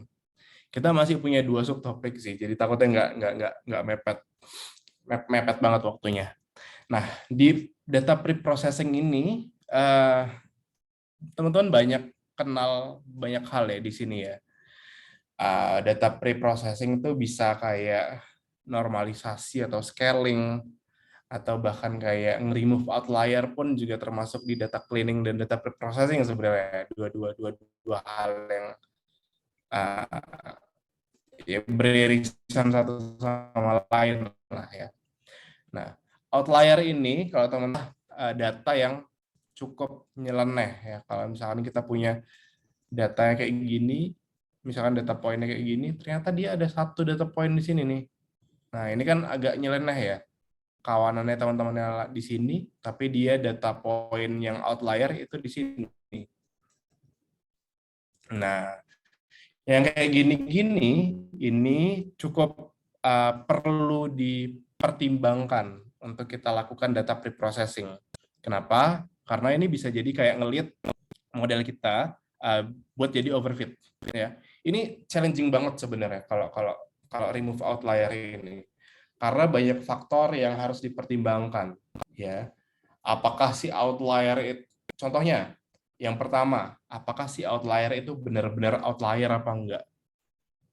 Benar-benar kayak data yang perlu kita tidak pertimbangan atau enggak, atau bahkan ternyata si outlier ini perlu kita pertimbangkan datanya. Atau bahkan kayak ketika kita mau ngedrop outlier, bahkan misalkan ada fitur A, fitur B, fitur C, ini outliernya beragam lah satu sama lainnya. Kalau mau kita hapus outlier di A, ternyata B dan C itu nggak outlier, ini bisa jadi banyak banget row yang kita hapus. Kayak gitu ya. Banyak banget, jadi kayak pertimbangan-pertimbangan ketika kita menghapus outlier itu seperti apa. Nah, yang teman-teman udah pelajarin, saya nge-refresh sedikit aja. Teman-teman udah pelajarin yang namanya Z-score, ya. untuk hapus si outlier-nya. Atau teman-teman juga udah belajar, not sure ya, ada istilahnya IKR juga, metode IKR juga buat ngapus outlier-nya. Nah, kapan sih sebenarnya kita harus nge-remove outlier apa enggak? Itu sebenarnya tergantung dari tipe outlier-nya sendiri. Jadi banyak ya tipe-tipe outlier-nya. Yang pertama adalah ada namanya global outlier. Global outlier ini adalah outlier yang kayak kita ketemu lah outlier di keseluruhan dataset kita. Jadi kalau misalkan ada 1000 dataset, ternyata outliernya ada 2 di global, di keseluruhan. Kayak gini misalkan, kayak gini, yang saya gambarkan di yang ini. Ini kan datanya global, terus kita ketemu satu outlier ini. Outliernya global nih di sini. Ini bisa aja kita hapus, ya. Itu case yang pertama. Dan kita bisa menghapusnya mungkin bisa pakai Z-score atau IKR yang kayak kita bahas atau kita mention sebelumnya, ya. Yang kedua, tipe outlier yang kedua, misalkan dia kontekstual. Kontekstual ini dalam artian apa? Misalkan kita ada cost voucher misalkan. Cost voucher ini kita breakdown ke beberapa kota. Ada dari Malang, ada dari Surabaya, ada dari Jakarta. Misalkan. Nah, ternyata ada satu outlier, dan outlier itu terindikasinya di Surabaya misalkan. Outlier itu cuma di Surabaya. Tapi di Malang dan di Jakarta ini nggak ada outlier sama sekali. Nah, kalau teman-teman ketemunya sangat kontekstual seperti ini, ya, teman-teman sebaiknya remove outlier-nya itu cuma spesifik di Surabaya aja. Jangan di kota-kota lain. Ya, karena itu sangat kontekstual, sangat masing-masing kota itu bisa jadi kan cost voucher-nya kan bisa jadi berbeda-beda distribusinya satu sama lain. Kalau memang misalkan teman-teman bisa paham distribusinya di Surabaya ternyata agak aneh outlier-nya, remove-nya di Surabaya aja. Ya, kayak gitu-gitu.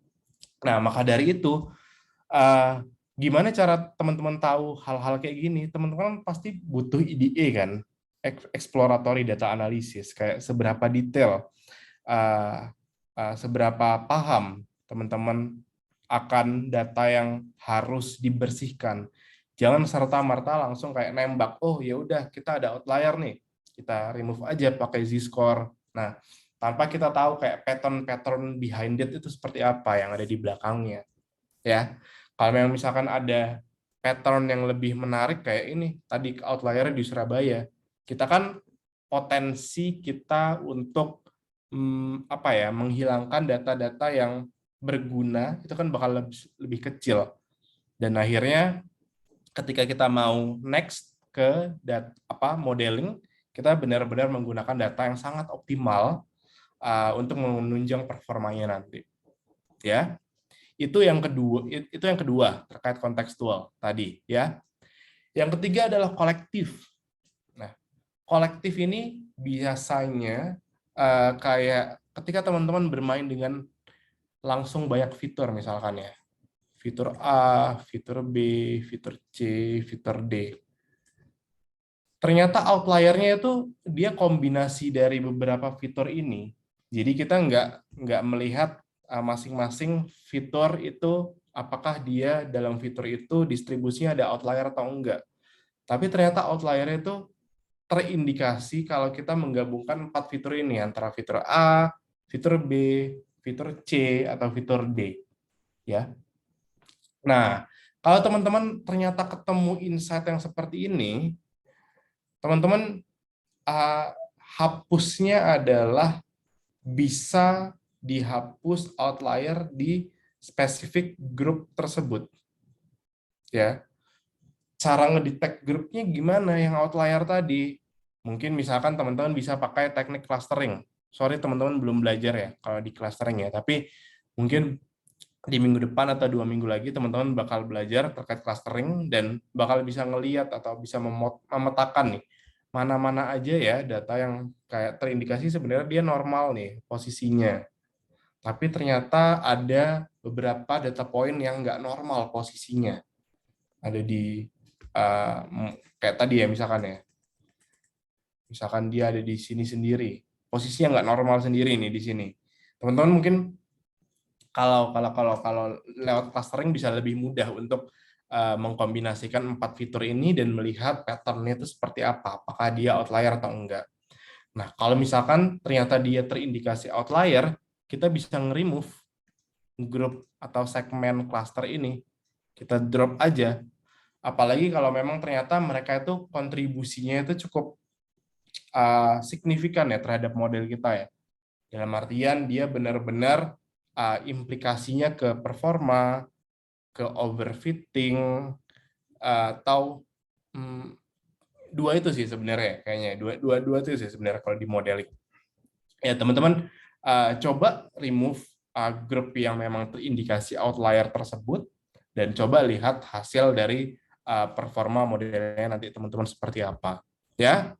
Yang ketiga adalah kalau memang misalkan teman-teman nggak mau ngedrop grupnya ini, ternyata dia cukup besar, misalkan ternyata teman-teman bisa pakai teknik yang namanya winsorization misalkan.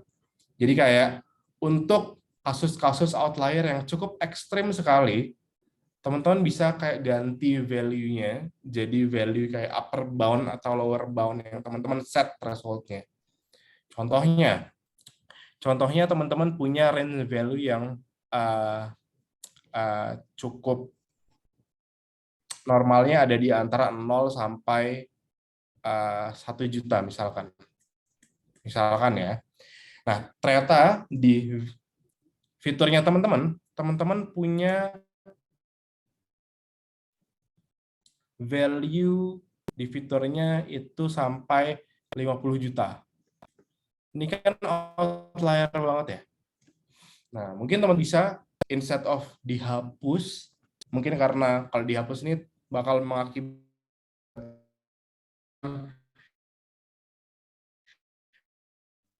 banyak penghapusan data di data. Teman-teman bisa upper bound. Ini salah satu solusinya aja.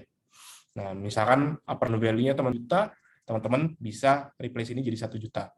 Tapi tetap diingat ya, ketika teman-teman nge-replace ini, coba lihat implikasinya juga nanti ke modeling. Apakah ini datanya cukup bagus atau enggak untuk dilakukan winsorization kayak gini, atau apakah ya udah di remove aja itu bakal lebih bagus. Itu adalah salah satu atau banyak evaluasi yang juga perlu kita lihat ya ketika kita ngedrop outliers. Cara evaluasinya gimana? Teman-teman kan tadi di slide sebelumnya kan sempat ngelihat ya, kita antara treatment A dan treatment B yang kita lakukan, metode A yang kita implementasi, metode B yang kita implementasi, kita harus lihat kayak performa, contohnya akurasinya kayak gimana. Atau ketika kita melakukan pengujian statistik, katakanlah ANOVA, itu seperti apa kayak efeknya, ya kan? Apakah dia antara satu metode dengan metode lainnya itu kayak seberapa beda itu sebenarnya value atau distribusinya. Itu adalah hal-hal yang selalu bisa kita identify atau kita cek juga nih outliernya kontribusinya seberapa besar di model kita. Ya. Cara nge-remove outlier pun macam-macam sebenarnya. Kalau teman-teman mau lebih deep terkait itu, teman-teman bisa lihat di slide ini. Ada 3 kondisi, ya. Kondisi A, kondisi B, dan kondisi C.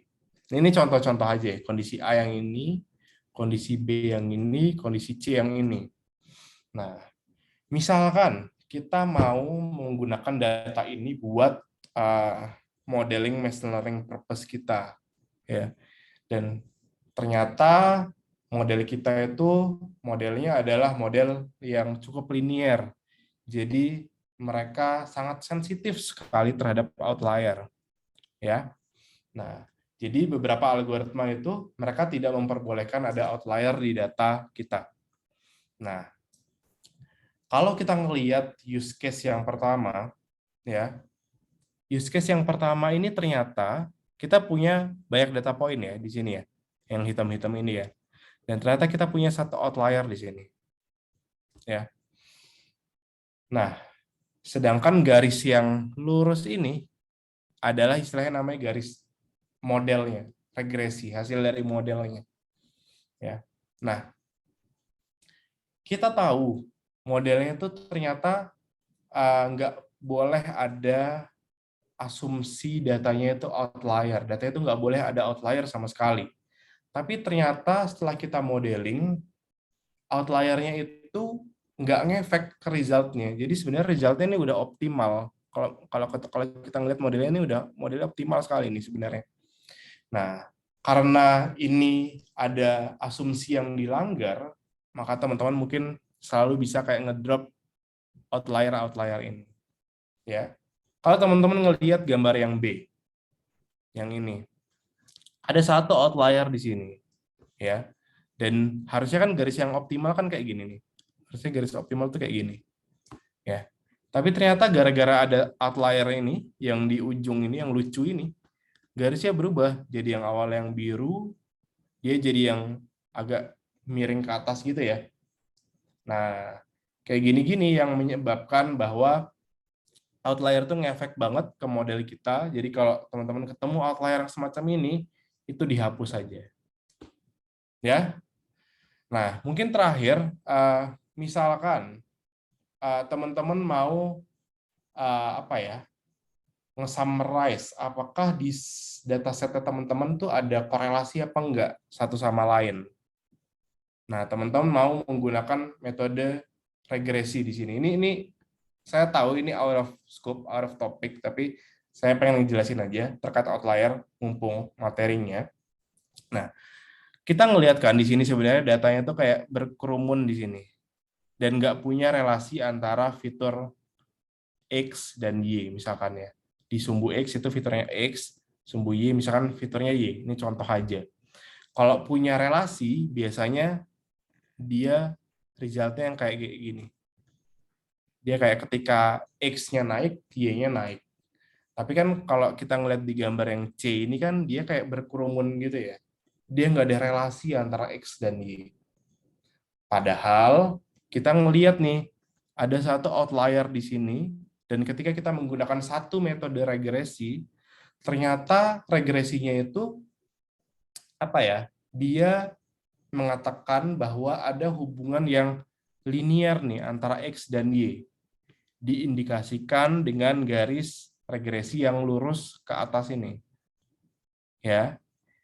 Nah, garis regresi yang lurus ke atas itu kan sebenarnya bisa diakibatkan gara-gara ada satu outlier yang ada di atas ini nih.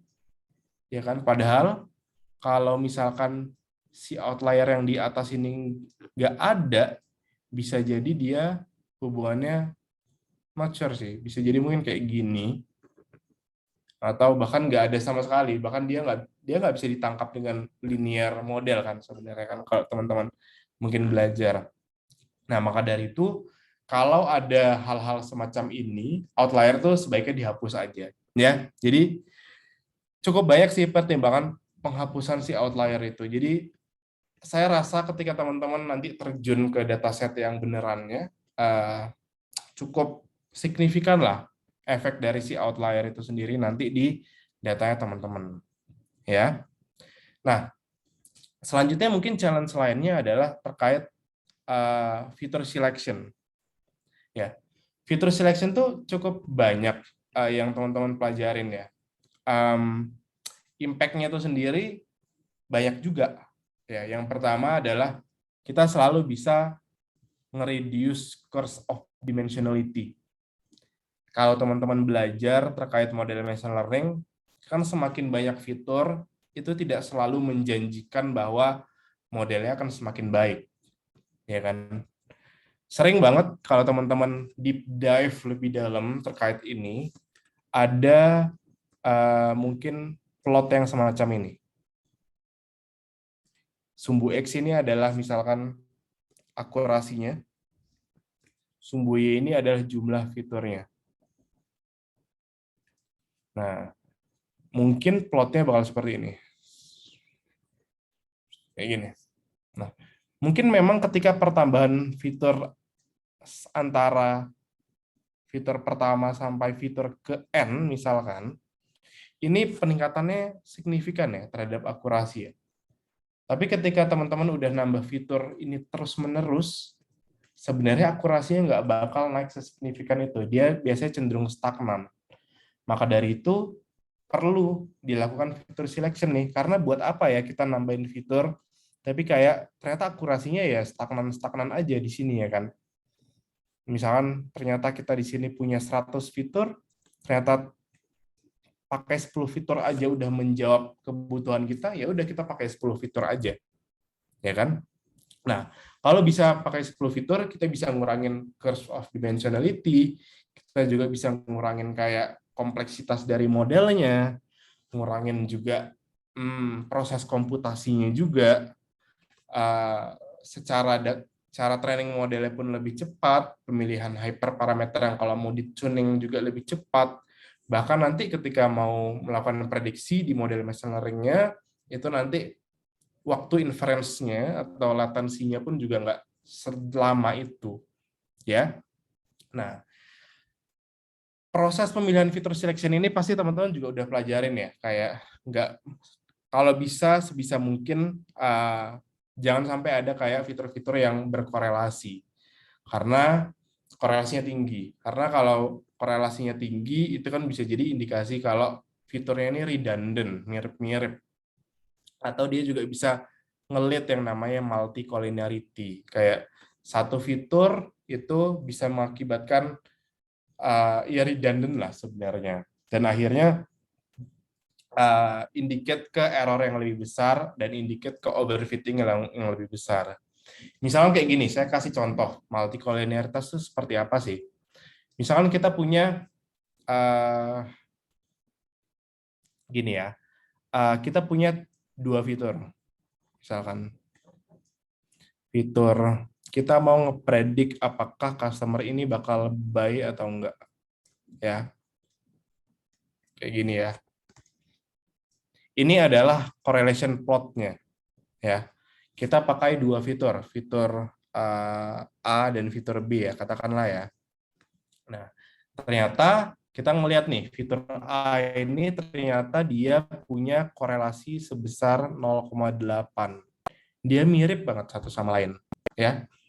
Fitur B, terus sedangkan korelasi ke targetnya, ini A, ini B. Oke. Sedangkan korelasi ke targetnya adalah misalkan di sini 0,4, 0,3. Misalkan ya. Nah, ketika teman-teman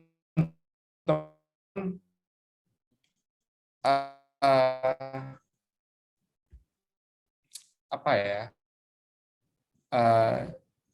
istilahnya coba ini ke mathematics formulanya.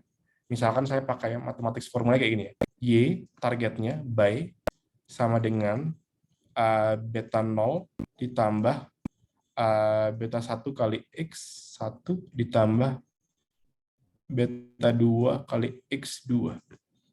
Nah, beta 1 misalkan ini adalah nilai slope-nya.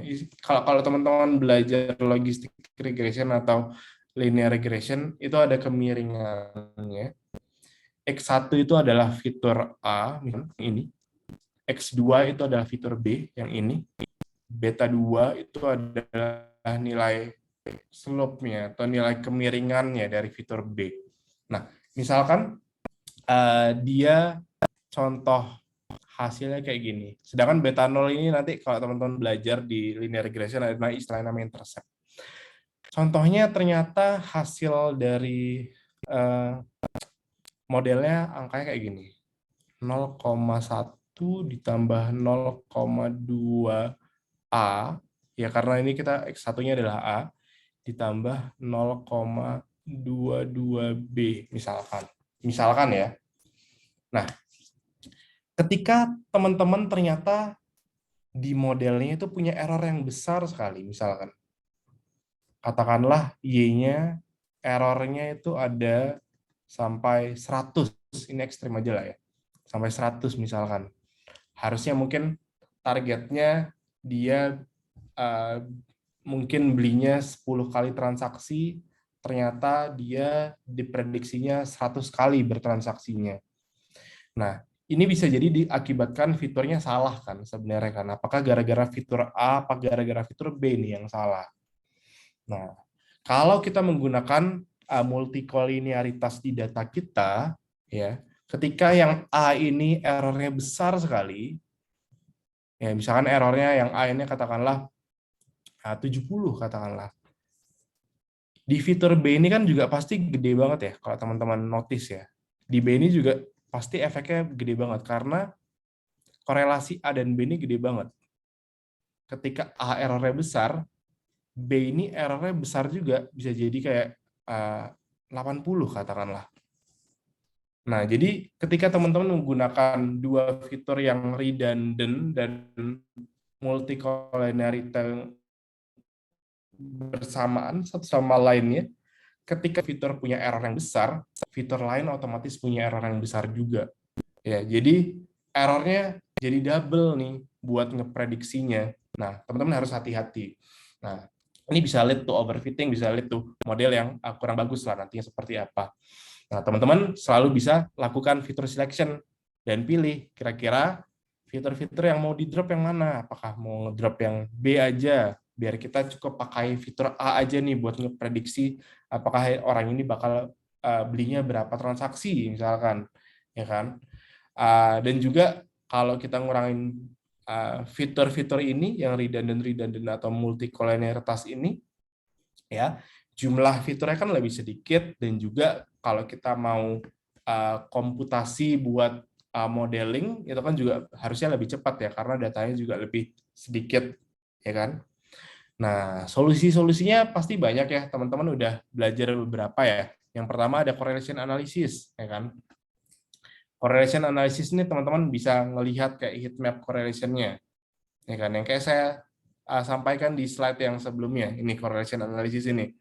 Ketika teman-teman dapat korelasi antara fitur dan fitur, ketika saya ngomongin fitur dan fitur berarti cuma A dan B aja ya. By ini nggak termasuk ya, karena by ini kan targetnya, ya. A dan B ini kan fiturnya. Ketika korelasi antar fitur dan fitur itu tinggi dan mengakibatkan multicollinearitas, teman-teman mungkin bisa drop, ya kan?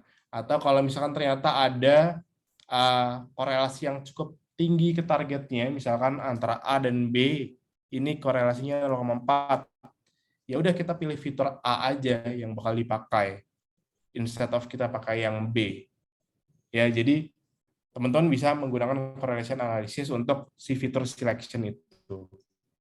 Ya, ini sekedar contohnya. Semoga visualisasi saya cukup membantu teman-teman ya, kayak gimana untuk memilih fitur dari correlation analysis ini. Yang kedua ada fitur importance analysis. Teman-teman belajar fitur importance tag kalau di bisa pakai yang di sini.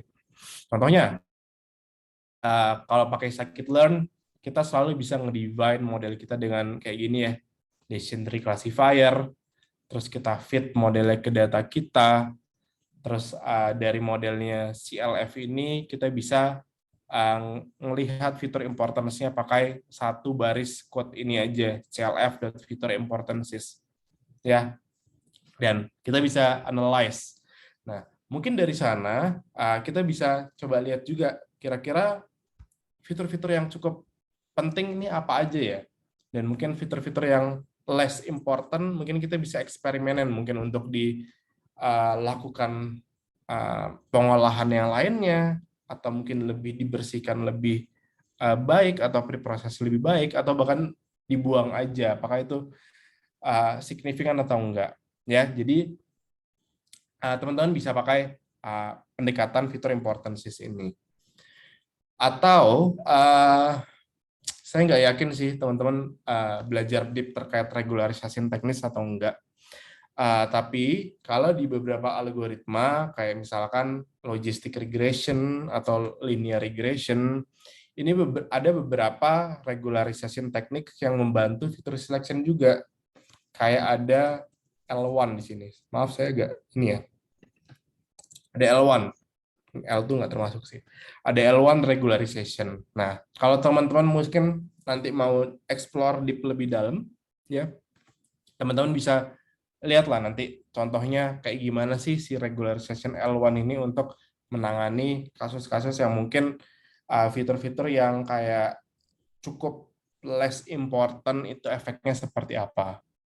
Ya, atau kalau terakhir, kalau memang misalkan teman-teman nggak mau ribet, teman-teman bisa selalu pakai kayak metode-metode fitur selection yang lebih automated, ya. Contohnya di sini kalau saya sampaikan ada yang namanya di scikit-learn namanya select k-best, ya. Istilahnya select k-best.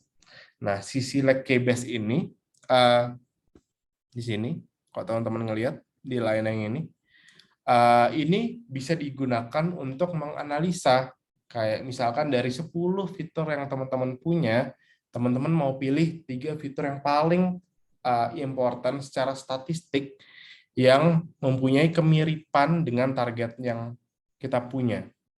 Nah, kalau kita udah menerapkan line ini dan kita fit ke dataset kita nanti bisa dapat nih fitur importance-nya, fitur selection yang benar-benar relevan ke targetnya itu ada apa aja yang 3 terbaik tadi.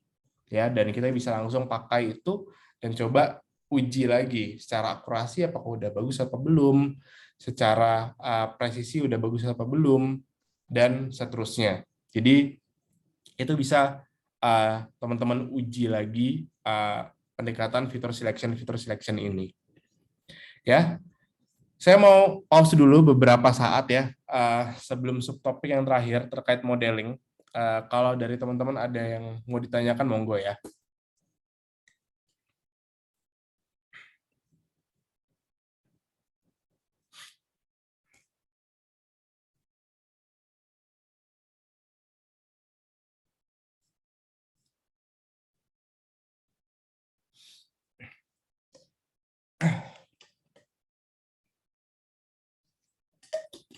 Saya lebih seru ini ya di kelas ya. Saya nggak lagi berhalangan beberapa minggu ke depan. Oh, dan nggak domisili di Malang lagi. Ya, tapi kita lanjut aja ya. Yang terakhir adalah challenge-challenge yang mungkin kejadian di modeling. Saya ngebikin 2 part buat ini. Yang ini cukup simpel aja yang mau saya sampaikan, tapi nanti di part yang minggu depan bakal lebih deep lagi. Kayaknya mungkin lebih sesuai sama mata kuliah teman-teman ya, mungkin terkait yang teman-teman pelajarin terkait apa KNN, decision tree, SVM gitu-gitu. Mungkin hands-on-nya dan apa ya, penerjemahan ke bahasa bisnisnya saya rasa lebih relevan dan lebih challenging di materi yang minggu depan. Tapi coba saya wrap up sedikit ke sini. Nah, banyak sekali sebenarnya challenge di modeling. Yang pertama, ketika kayaknya saya bakal ngebahas 2 di sini, antara data quality dan data quantity kalau di slide yang ini. Dan model interpretation, sorry. Di data quality, ini mirip-mirip sebenarnya challenge-nya sama yang di data cleaning. Kita kan harus make sure ya data kita itu bersih atau enggak dan akurat atau enggak sebelum kita melakukan modeling. Contohnya aja ketika kita melakukan scaling. Kalau teman-teman bertanya-tanya, apakah scaling itu penting nggak sih? Kalau misalkan di algoritma yang nggak menuntut atau nggak ada asumsi untuk scaling, itu gimana?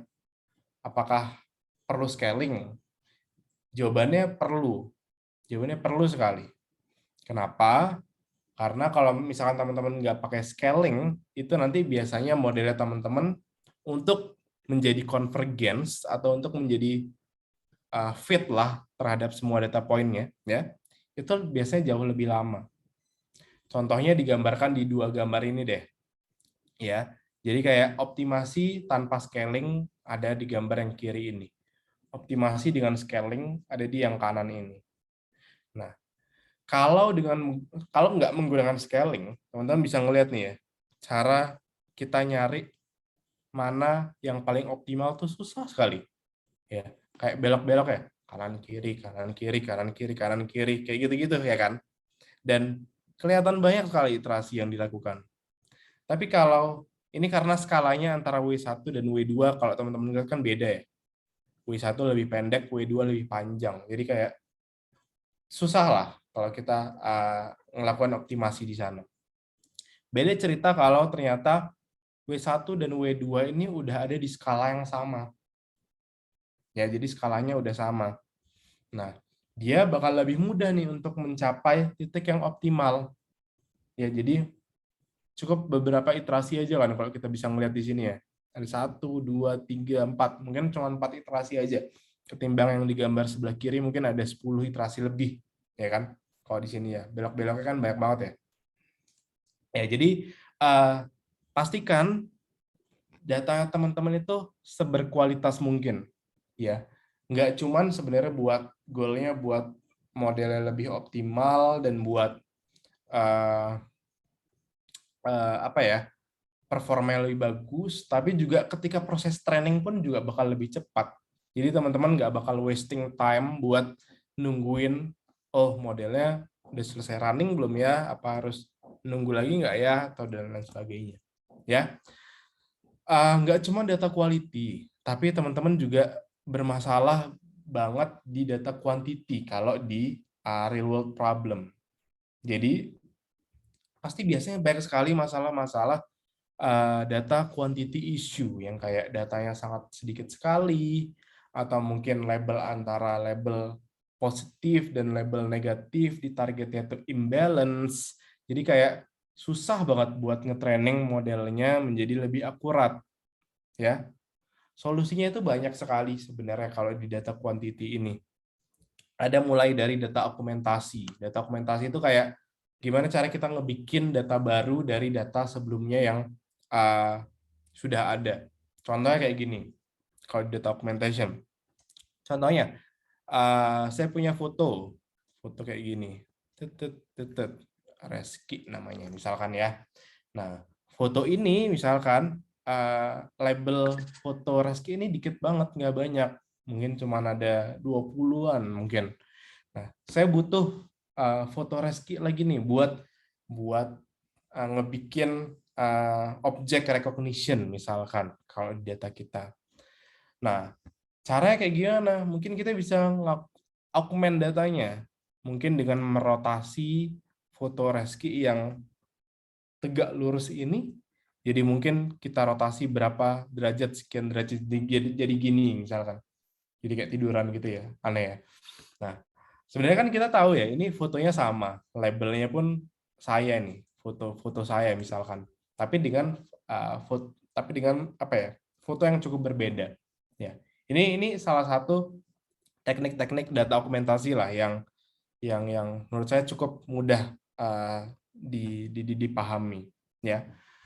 Hal lainnya adalah kita punya transfer learning. Transfer learning itu adalah kita bisa reuse model yang udah ada sebelumnya, dan kita bisa menggunakan model itu di dataset kita, ya, dan kita retrain model kita sedemikian rupa dengan menggunakan arsitektur tersebut sampai kita dapetin hasil dari model kita gimana. Biasanya ini dipakai kebanyakan di neural network, jadi saya nggak bakal ngebahas ini detail karena ini materinya introduction, ya. Lalu ada oversampling. Oversampling itu kayak gini. Misalkan, not sure ya teman-teman udah belajar oversampling atau enggak. Tapi kayak teman-teman selalu banget ketemu case-case yang seperti ini kan. Banyak banget ketemu case-case yang kayak gini. Di mana misalkan punya antara label positif dan label negatif misalkan. Label positifnya yang merah ini, ya, label negatifnya yang biru ini, ya kan. Nah, saya pakai oversampling aja deh ya. Yang positif yang merah ini, yang negatifnya yang biru ini, ya. Nah, penting banget untuk menyamakan jumlah datanya. Kenapa? Kalau misalkan jumlah datanya itu lebih banyak di label yang negatif, itu bisa jadi model machine learning kita itu belajar label negatif tuh sering banget. Dan akhirnya pola-pola yang dipelajari untuk label positif tuh nggak banyak. Ya. Nah, untuk menanggulangi hal-hal yang semacam ini, kita bisa menerapkan konsep oversampling di sini. Ya, oversampling jadinya data yang berlabel positif yang sedikit yang kecil ini, kita bisa multiply berkali-kali lipat. Jadi 1, 2, 3, 4, 5, 6, 7. Mungkin 7 kali lipat lebih banyak ya dibandingkan yang original datasetnya. Jadinya lebih banyak. Dan jumlah antara label yang positif dan yang negatif itu kurang lebih sama lah, mirip-mirip. Ya, tujuannya adalah kita menghandle kasus-kasus class imbalance. Metodenya banyak. Kita bisa pakai yang namanya salah satunya smooth T, salah satunya. Kalau teman-teman ngelihat di slide ini. Jadi dari smooth T itu, kalau teman-teman ngelihat ya, di gambar yang kiri kan original datasetnya, original, yang kanan ini setelah di oversampling. Jadi dari smooth T ini kita bikin kayak synthetic samples gitu, data-data buatan, yang mana itu mirip sekali terhadap data-data yang kita punya. Kalau kita ngeliat kan yang minoritasnya di sini yang orange. Kita mau nambah data orange yang lebih banyak. Nah, mungkin bisa jadi data orange-nya di sekitar yang area-area orange yang ini. Yang saya hijau-hijau ini nih, mirip di bagian yang ini. Nah, ini ada teknik-teknik tertentu smooth T yang bisa kita gunakan untuk nambahin datanya. Ini juga sebenarnya salah satu teknik data augmentation juga yang saya mention sebelumnya, yang rotasi gambar foto saya tadi, yang sekian derajat tadi. Ya, kayak gitu. Sisanya apa lagi ya? Mungkin terakhir banget, teman-teman bisa explore terkait materi IDE ini nanti di luar sesi ini aja kali ya. Tapi sisanya adalah gimana cara kita bisa challenge di modeling itu terkait interpretasi datanya. Ya. Interpretasi itu penting sekali buat kita dan stakeholder. Kalau stakeholder itu pasti kita ngejelasin kan, kenapa ya kok datanya bisa seperti ini ya. Kalau kita kan mungkin, oh kita paham nih, untuk kondisi tertentu ternyata hasil prediksinya jelek. Itu kenapa ya? Nah, kita bisa mengetahui penyebabnya ketika kita udah melakukan yang namanya model interpretation. Nah, kalau teman-teman ingat di yang minggu lalu, model interpretation kita bisa selalu menggunakan fitur importance, ya kan, buat ngelihat dan menjelaskan apakah fiturnya penting atau enggak. Tapi kalau misalkan teman-teman ternyata mau yang lebih detail lagi, sebenarnya banyak banget metode-metode lainnya. Ada saya sempat nge-mention ada sharp values, ada lime, dan lain sebagainya. Di sini ada PDP, ada ICE, ada banyak lah. Tapi yang mungkin paling sering saya gunakan itu adalah yang pertama sih sebenarnya, yang sharp. Dan lime juga sebenarnya yang beberapa kali juga saya gunakan. Ya, jadi mungkin yang bawah-bawah kalau teman-teman tertarik bisa ekspor juga. Ya.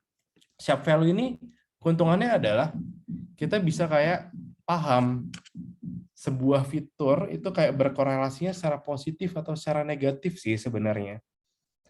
Contohnya, kita pakai dataset ini. Apakah seseorang akan ngerespon campaign atau enggak? Dengan berbagai fitur ya di sini ya.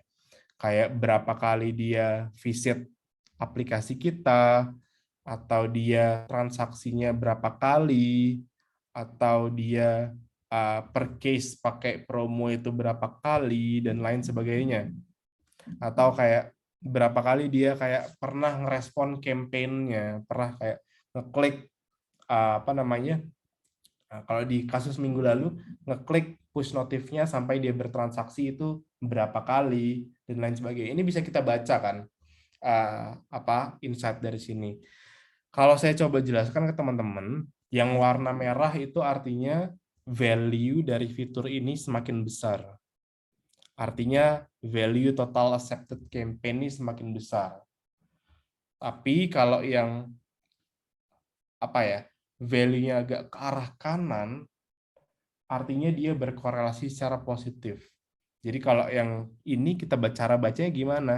Cara bacanya adalah semakin besar total accepted campaign-nya, dia berkorelasi secara positif sekali dengan untuk merespons campaign tersebut. Ya, kalau kita baca yang kedua ya, ada fitur yang namanya recensi. Saya mungkin nggak bakal ngejelasin detail dulu ya, recensi apa ya. Pokoknya ada fitur namanya recensi. Cara bacanya gimana?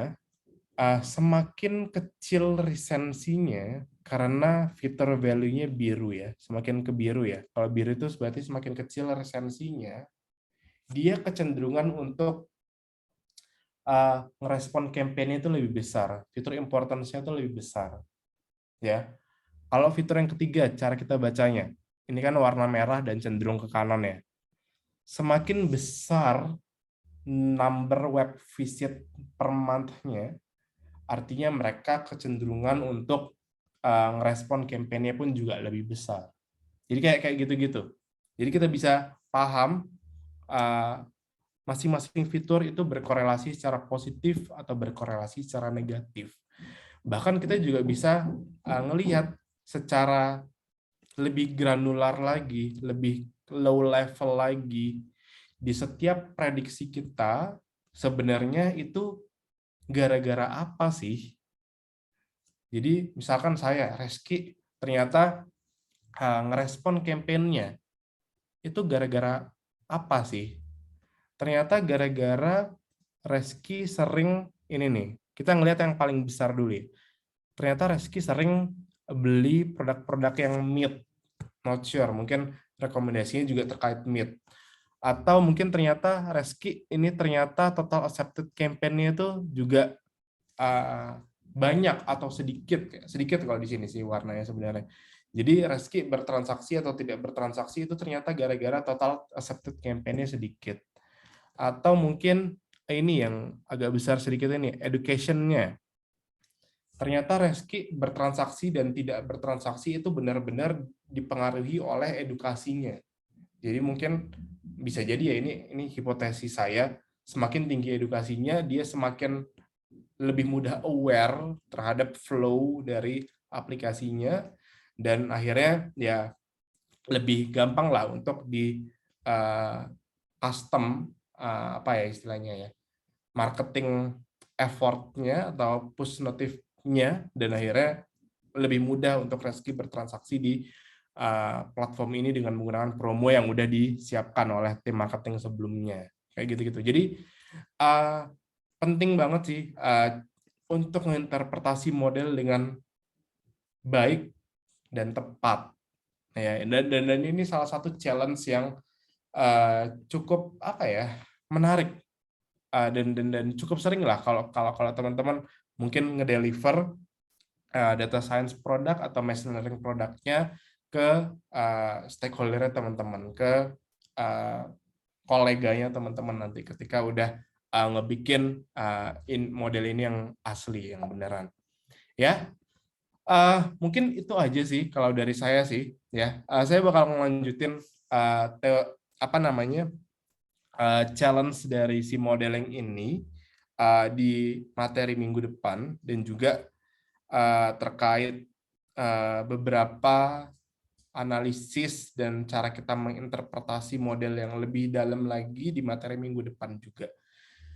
Saya bakal pause di akhir ini, buka sesi Q&A terakhir. Kalau misalkan dari teman-teman ada pertanyaan terakhir, monggo. Kalau misalkan nggak ada, mungkin kita bisa conclude sesinya. Ya, monggo. Saya kasih waktu 1 menitan deh ya, sampai jam 9 ya. Mungkin saya izin untuk bertanya, Mas. Monggo, boleh. Mengenai untuk ciri-ciri model ciri-ciri dari model data yang baik itu bagaimana? Apakah model data yang bersifat transparan, ataukah model data itu mudah dipahami? Begitu, Mas. Terima kasih.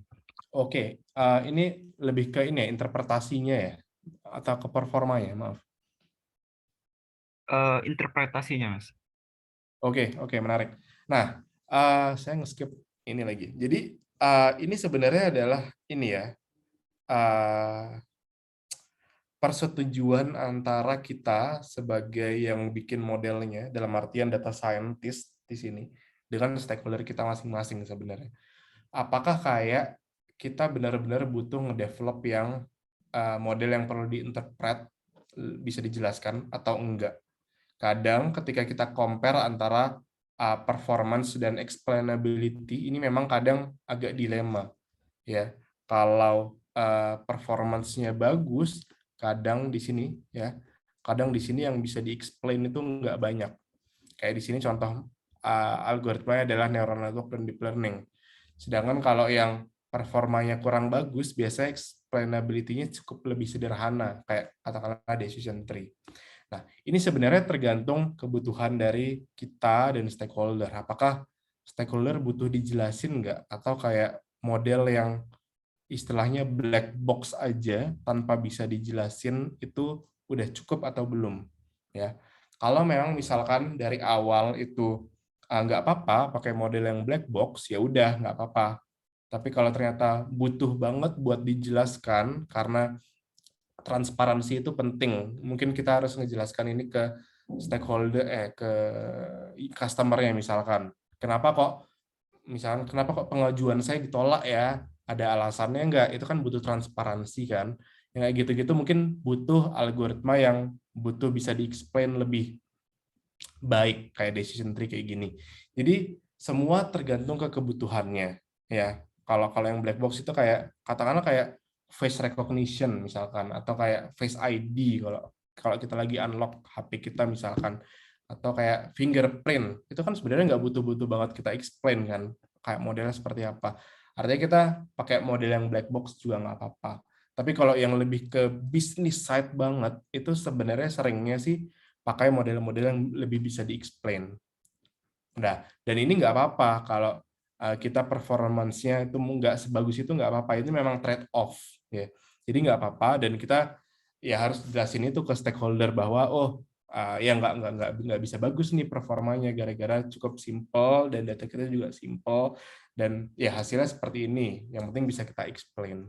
Sebenarnya kurang lebih kayak gitu ya jawabannya, Mas. Menjawabkah mungkin? Sudah cukup menjawab, Mas. Terima kasih. Siap. Ada yang lain lagi nggak? Mungkin terakhir banget.